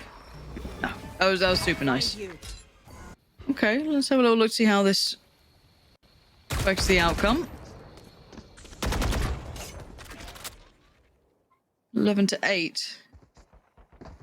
And I'd certainly say this is not Fnatic at full strength. I think this is Fnatic. Man, this sounds almost mean, and it feels like they're pulling punches to a degree, right? They're putting enough out there. I also think that this is G2, the team that just can do something when you expect them not to, and that's the thing. It's always been a thing. It's part of their brand as well. Absolutely. So it's one of those where it's like these two are right next to each other. Who catches two first? Here we go. Ooh, Fnatic have to hit the brakes for a second now. And again, so close yet so far. Say hello. Boaster's caught Mixwell. That's a big catch. And the adjustment could work nicely here. There's only one player left to fill on the back towards A. That's going to be a Vova. Vuva got to go huge here. 30 seconds left. Prowler won't spot him. Now, whether or not actually a Boaster's going to get a little overzealous. The plant will come through regardless, though. Spike planted. Okay, post-plant situation. What do they look in these post-plants? Okay, so you got one kind of late The shower. response divide. Yes. But look who is on the other side of it. This man. And if you ain't going to check him, he's going to get you for free. Hoodie goes down. But G2 go What? right back into it. 3 back-to-back. Durka, you fancy going through there, mate? Yeah, fair enough. Gave it a go. What? Gave up his life. What were the setups there? I mean, the flash comes through. I don't know. I don't know. A couple of these rounds where you expect FNATIC to just have such a robust setup. And it's not been there. And they're in scenarios where you're not really hiding anything, right? It's in scenarios where, exactly. And, you know, it's always the thing of like it's the strats that get you to the site. It's the kind of synergy, communication, all the other bits that get you the post plan and get you the round, right? Like if you're talking at it in like a very easy entry level way, but yeah, a little bit bizarre in that instance, because I thought with Alpha has done really well to keep that position valuable in towards shower, and then fell to pieces. And so is their money off the back, right? That's an interesting way to start this one, though, because Mystic has fallen off the rip. G2 are able to get away, not receiving any damage either on the back of it. Retrieve the orb here, get Dirk up one closest to the showstopper. Alpha, yeah, slipped the net, though. You think this is considered? So wait long enough? Probably not. But I don't know how patient they're going to be with this. And, well, meantime, Dirk has caught Meadow regardless. So at this point, if he posts that, they're in a whole lot of trouble. Yeah, just going to evacuate. Probably the right call at this point. Now, do keep in mind that Mixwell did stay around. The Boaster catching the lurk on the other side is perfect. That's really nice. Now, Mixwell's timing. He even gets one for free. He didn't even realize it. No way did he think there was another player behind that. And Boaster's position was already considered. It was noted a while back when he picked up that kill. I think he has to just give this one up again. I need to see that. Give me that in 0.25 right now. The lineup is a pixel perfect. Yep. That is disgusting. Right there. Let's see. Oh my god. Yeah, okay. Oh my god.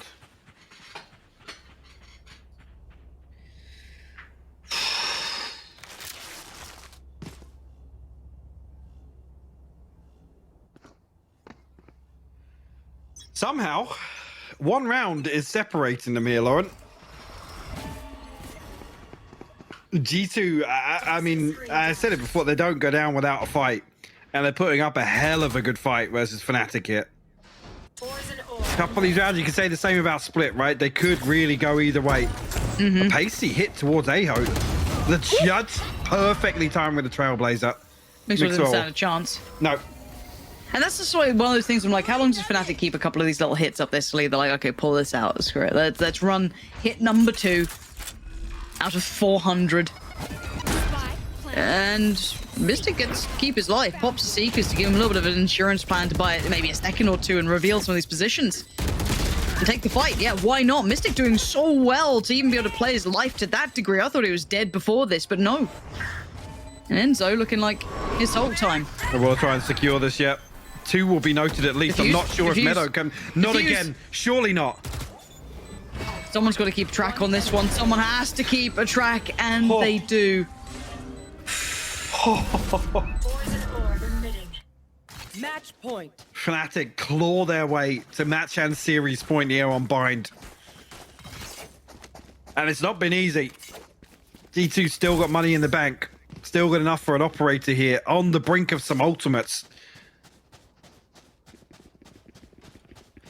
I mean, actually, if they can win this out, it's look at the advantage they'll have, Lauren. Yeah. Nuki, the only one really lacking progress in that regard, but at any given moment, he can pop off, find 3 or 4 kills in a round. They're going to walk mid. Yeah, they are. They're walking mid. 2 players. Hoodie's going to find Durka. And surely you don't expect the next layer, which is Nuki. I mean, you're standing guard for it, but 2 players swing. Endure any other day of the week, I'd say he gets 2 from that, but he doesn't. Yep. 1-for-1 trade out. It's just such high risk. It's almost like a straight 50-50 for him there.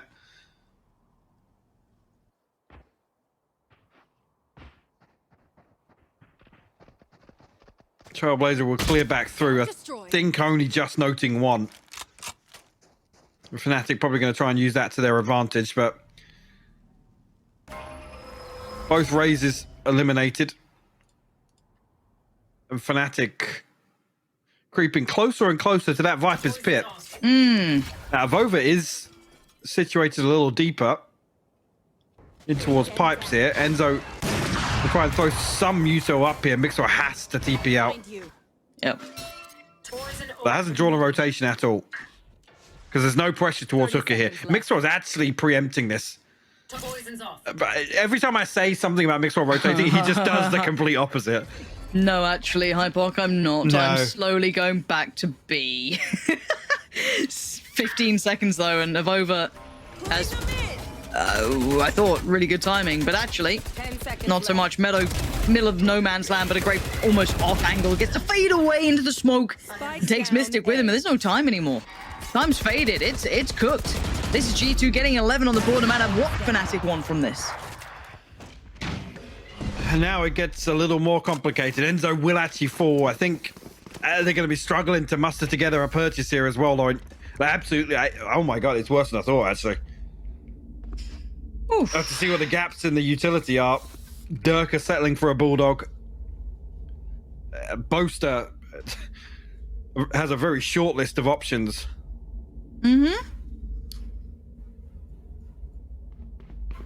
Yeah, they're not great. Tour de Force, Seekers. 2 off the Cosmic Divide. Good position for G2 here to force overtime. Yeah, it looks teed up for it. Enrico predicted it. Called it into effect. OT all the maps. And a missed shot to start with. Mixwell down, but certainly not out. Hoodie going to pick up that mantle, but you can already see Durka wants the pressure, and he gets it. Beautiful follow-up. Mixwell eliminated, isolated, found, and Hoodie's position's been noted so early in this game. Yeah, it's been handled. FNATIC kick it up a gear out of nowhere, but you've got Meadow, Nuki, and Avova looking to maybe offset what feels like such a likely outcome. Actually, Alpha, yeah, going to throw down the Viper's pit. The total control in favor of FNATIC. Now, look at the lineup. Where did that come from Meadow to force him off top? That's something to look back on, because God only knows at this point. And Enzo, yeah, the timing's nasty now. They've got so much to contest with. Alpha's been set up to find Nuki.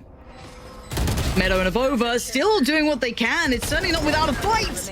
And Durka's going to find it right back. Avova now left in the 1v3 and roll it back a couple of years. It'll be a different outcome. But it ain't today. FNATIC close it down at 13-11. They're just about able to get that one over. Almost with how G2 are playing there, you feel like that one's going to overtime. I mean, it looked like it was written all over it. Yeah, credit to them in that regard. This is one that I don't want to say I'd written them off, because there's always the potential for G2 to put up a fight and make a series interesting. But this was far and above that in my eyes. But actually, a very solid performance from G2, all things considered. Yes, we come out with a 2-1. It's a good performance for them. For me as well, especially when it comes to G2, they do their best against good, like, high-tier teams. Genuinely, I think G2 elevate to their opponents. They're very bad, I think, at holding their own against anyone across the board, but if they deem them a good opponent, you're going to get a good game out of them. But regardless, it's about the player of the match for you, and it's going to be obviously from the winning side, which will be I guess FNATIC at this point, you know, walking away with a solid 2-1. I mean, not flawless by any means and close to the most expected, but Enzo, Althea, Durka, actually a very tough call in my mind. I'd say Enzo had some really pivotal rounds here, but Alpha is hard to ignore. It's Enzo for me for that Icebox performance. Honestly, I need to come out 23-5 or something, or something ridiculous like that.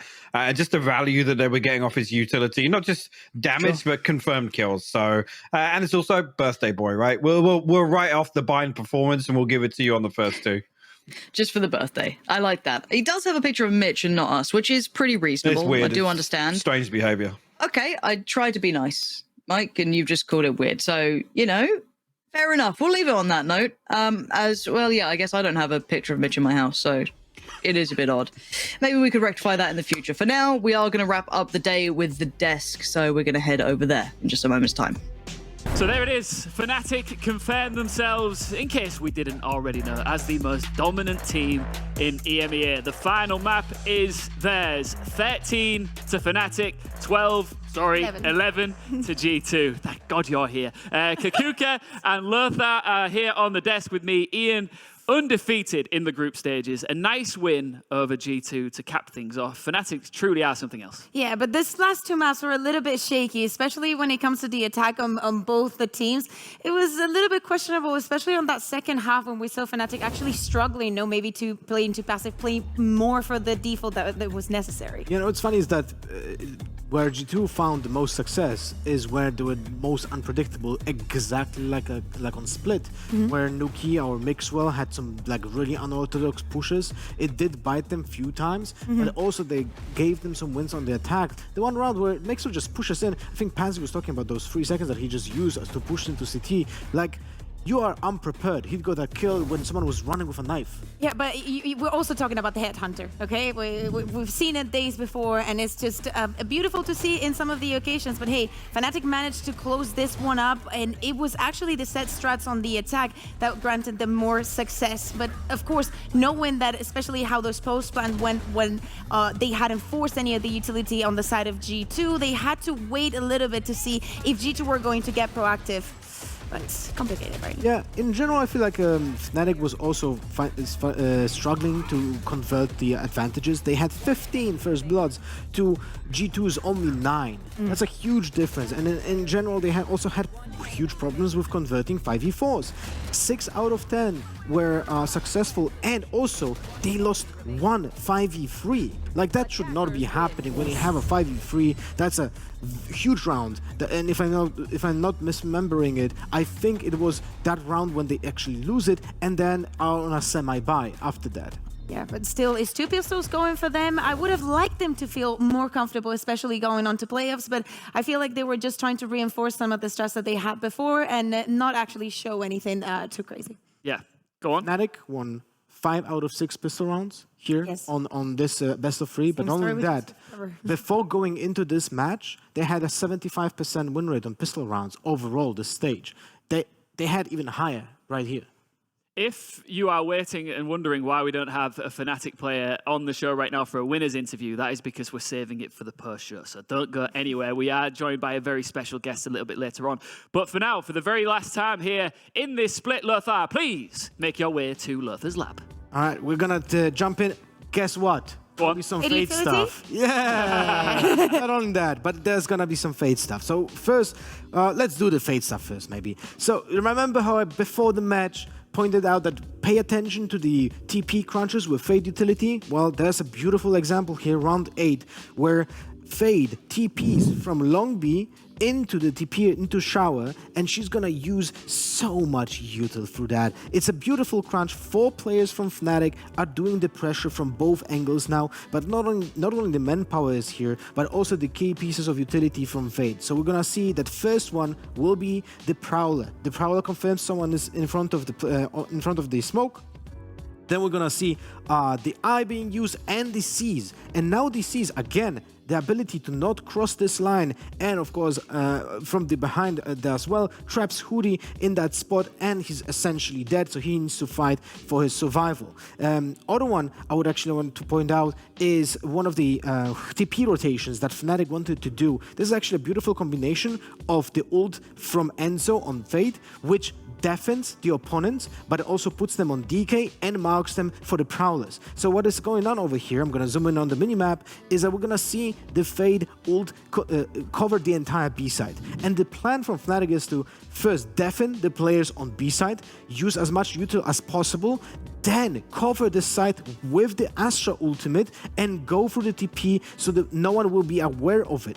But unfortunately, Mixwell just catches a player movement before this Astra divide is coming through, and that not only confirms that the players will go through towards the teleport, but also nets him a kill. So a nice plan, but it's being unfortunately foiled by Mixwell's good aim and a little bit, let's say, Deca being a little bit too fast before that ultimate going through. And last one I wanted to showcase is here, shower control. That is something, maybe first this, because this is the same round. This is the round where G2 got an advantage. They have a Viper spit on short, but Nuki is pushing through market. So not only he costs the advantage towards G2, but he also weakens the B side, because now only 2 players are on B side and Viper is controlling short. So that Viper spit has less value. But here comes Avuva to the rescue, where he gets the control with Viper, with the smoke that is held there for 15 seconds, but also those 2 stars here are guaranteeing that he will delay the potential push through showers for so long that FNATIC is not able to plant on A side. Yeah, especially when the match gets so close, the outcome of mistakes is going to be elevated. For the last 3 series the G2 have been playing, they have lost on the 3rd map, 13-11. All right, well, player of the match. It was a tough one. We had some really exceptional performances throughout that series there, but it is, of course, Alfayer. He is our player of the match, and deservedly so. It's the versatility. It doesn't matter if it's on the Viper, on the Killjoy, a very young gun. His birthday was on Friday, and I totally agree with what Pansy and Hypox said. I really want to see him at an international event. 61 frags over the course of 3 maps, 48 deaths plus 13, and also 10 first bloods, 7 first deaths. So overall, positive on almost every single most important stat in the game, but also he's always playing on different character. He played on Killjoy, he played on Viper, he played on Raze as well, and he was efficient at all 3 of those. That 17-year-old is insanely good at this game. Crazy for 17 as well, but you've got to imagine that pressure that's going to come from a LAN. He seems like the sort of guy who can handle it, right? Oh yeah, completely, for sure. I feel like he's shown discipline. He's adapting to a team. He's very invested in improving the language as well. And everything that we've heard from him, not only for his teammates but for all the players, has been huge respect. Yeah, I 100% agree. One of his probably biggest problems will be the language, but also it's probably the easiest to solve. As G2 go away and have a little bit of a think after this defeat, what do you think they most need to work on going forward? G2? Oh, phew. Not throwing important rounds. No. I think that this was a reality on both the cases, and we've seen on previous encounters that they've had that sometimes those advantageous situations are not going in their favor because, as for example, we just saw with Nuki, when they got a little bit of the advantage, maybe one of the players feels like they need to do a little bit more, a little bit extra to grant them the round. All right, well, it is time for the pusher, and we have a very intricate, unique way of getting into that segment. Are we ready to do it? Yes. Let's get into the pusher. And now we're into the pusher. The lights are a little bit different. The mood has changed a little bit. And we have a very special guest joining us on the show from FNATIC on his birthday. Ladies and gentlemen, please welcome Enzo to the show. Enzo, hey, how's it going? And Yo, Mitch. hello. Hello, guys. And I'm Mitch, good. You can hear me? yeah, we can hear you. Happy birthday. Thank you, guys. Thank you, everyone. You look very young. Thank You you. only look younger. Do we sing happy birthday? or not? No. Are you sure? Yes. Just wanted to... Enzo, would you like Double I to sing you happy birthday? Lothar, you know how to sing, bro? Oh, no, he's calling me out. Yes, come on, Lothar. way. You've got to do it now. No. It's fine. All good. I mean, I did it. I did There a you go, small there you thing, go. okay? Enzo, what a way to celebrate on your birthday with an incredible performance and a victory. Look, you already had everything you needed to have locked in prior to this series, but a win over G2 still has to taste extra sweet. Yeah, winning G2, even though they had nothing to win. Like on our side, we had nothing to lose, and on their side, they had nothing to win, right? So winning them, it's always a good feeling. I actually think that we played very well, and they also played very well. They adapted, they took their time, like they had no stress, no pressure. Like I think they played really well. Like you could feel it in game. Sometimes we were completely blocked by what they did. But yeah, winning them feels good all the time, no matter what. Like whenever, even if they have nothing to win and we have nothing to lose, like it's great that we get to win no matter what. Did you expect this series? Because we've seen a brilliant performance every single week coming out of you guys. Did you expect this one to go to a 3rd map? Oh, we had zero expectation for this this game right now. Like we wanted to try new things because this was our plan for today. Like winning or losing, we didn't really like. Okay, we just play the game, you know. But we just wanted to try some new setups, new aggressions, new things. And Mini, our coach, was like, yeah, guys, just try that out. And we don't care about the consequence of it. Like, just try. And on Split, we tried a lot of things. On Bind too, especially defense. And yeah, like, we had no expectation for the game. The second map, I really believe that we could have won, especially if we played more into mid. But, you know, we just a few fights that we did not win, and it made a difference for them in their favor. So I think Split was super close, and yeah, the third map, I mean, Bind, it's always a good map for G2. So 13-11. Yeah, I mean, we had no expectation whatsoever for this game, and we tried a lot of things. I have a question actually, since you mentioned that you wanted to try out some stuff. Are you able to maybe say that you tried something, a specific play that you were happy with the result of? Like any specific, and you know, I love technicality, so I would love to hear something from inside of the team. Like, for example, on Split, we had new pairs on the defense. Like, we tried new setups to prepare already for playoffs. And I was playing much more on B because I need some practice on B side with my fade.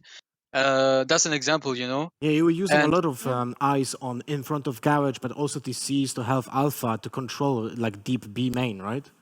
Yes, for an aggression into B main. I use more eyes here, whereas usually I use more eyes on A. And now we have to get ready for playoffs with a lot of different setups. So we have to don't give get ready everything for away, me playing Enzo. B. Save something. Look, stop asking these questions. They're trying things out, and All you're good. just break everything down. We'll just create some new stuff, and we'll This is test it nowhere. misinformation, you know, misinformation. Enzo, how much? It's all good, yeah. How much do you credit your team chemistry and synergy? We see it whenever you're in boot camp together. We see it when you're on camera together. There's obviously incredible chemistry between you and the rest of your roster. How much do you credit that to the success you're experiencing at the minute? A lot, because the team is very balanced. We have a mix in the team between a huge firepower, a very efficient leadership between Mini, Boaster, and myself. Like, we all bring something different. All three of us, we bring something different. And yeah, we have everything we need to win, and we can feel it in game. And we always have something to work on. Like, we always try to improve. So, for example, today we play a bit more.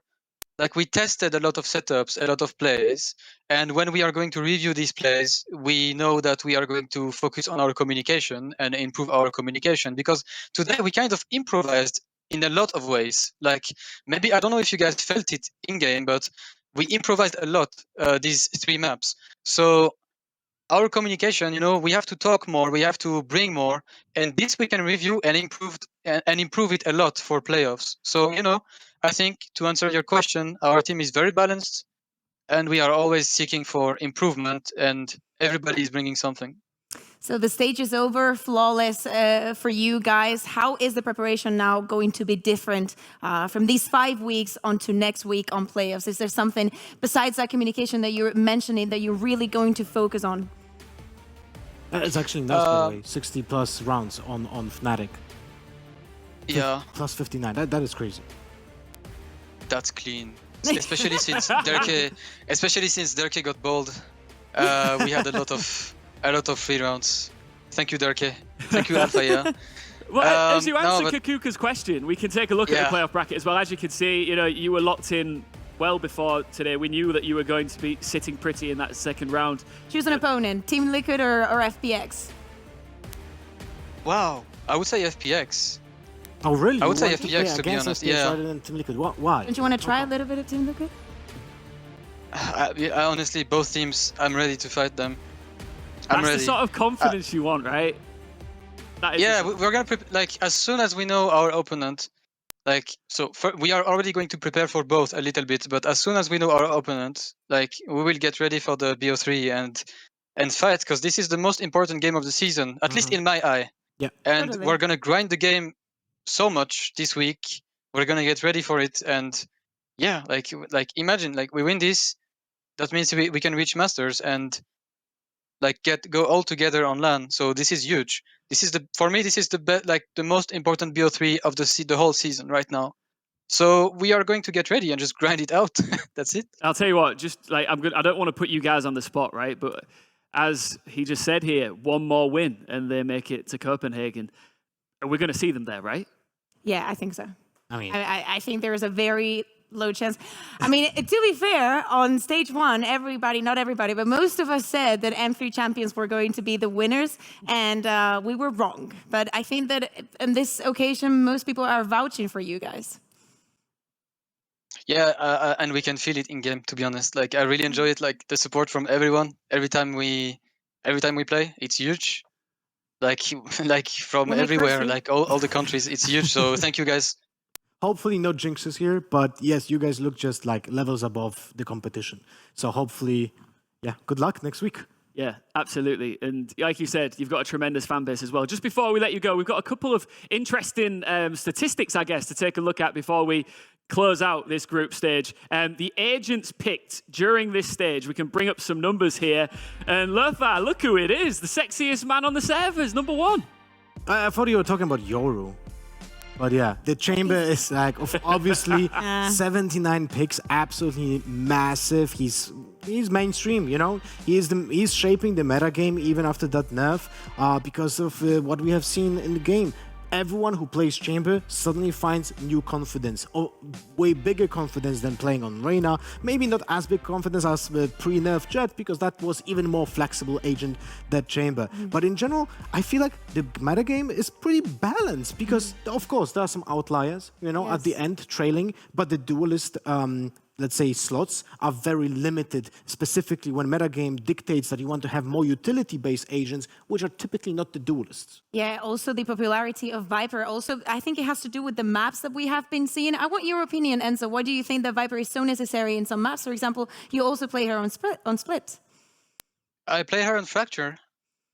Mystic is playing her on Split. I mean, you as a team, you guys. Yeah. Okay. All right. We do play Viper on Split, and like I think this agent allows you to, like, the wall is OP, the ultimate, you can do a lot of things around it. So I think the win rate on the ultimates of Viper is really high.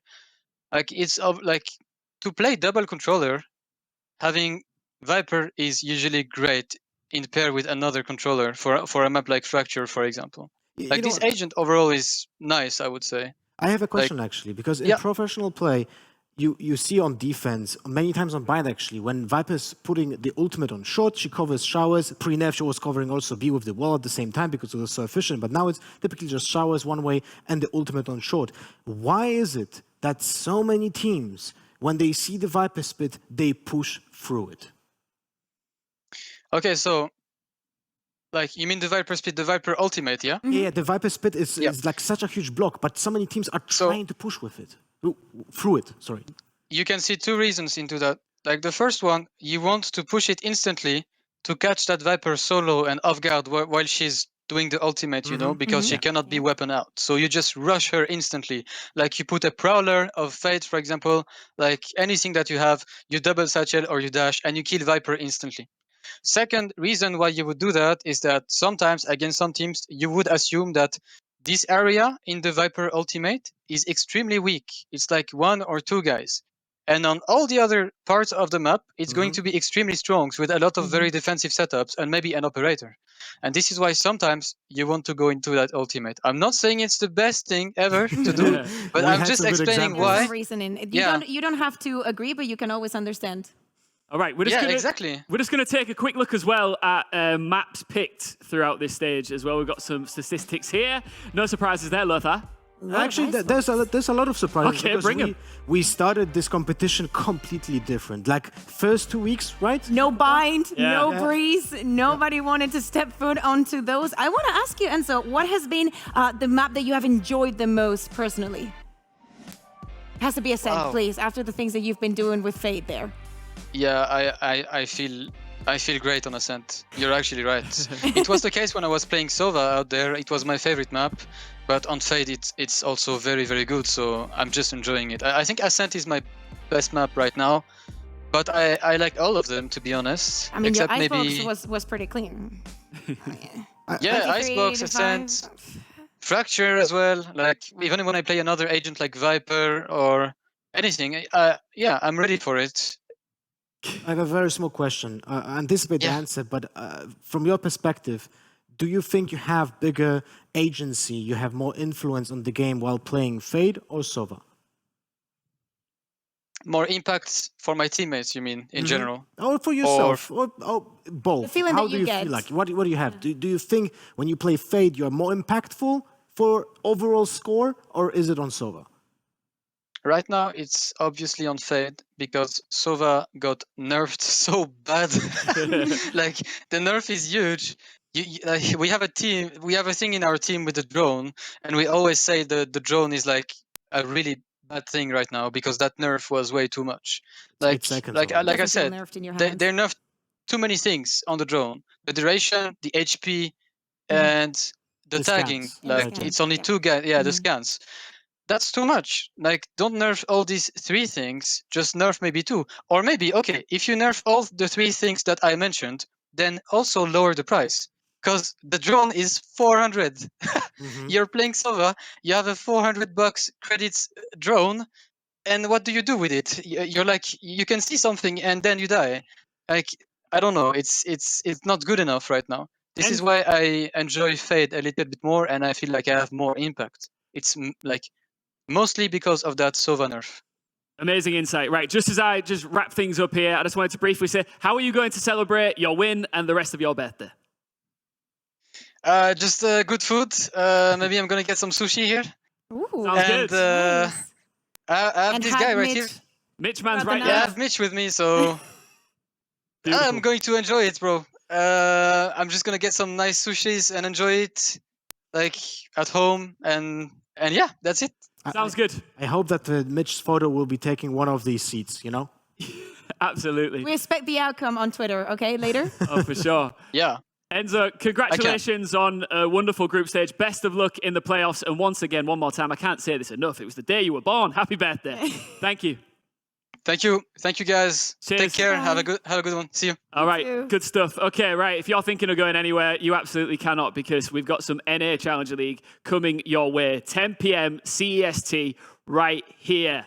So do not miss it. Sentinel versus Cloud9. It's going to be amazing. All right, I just want to say for myself personally, my first time on this desk, thank you so much for having me, especially you two, Lothar and Kakuka, for carrying me through this weekend. It's been an absolute pleasure. And look, enjoy the playoffs, guys. It is going to be amazing.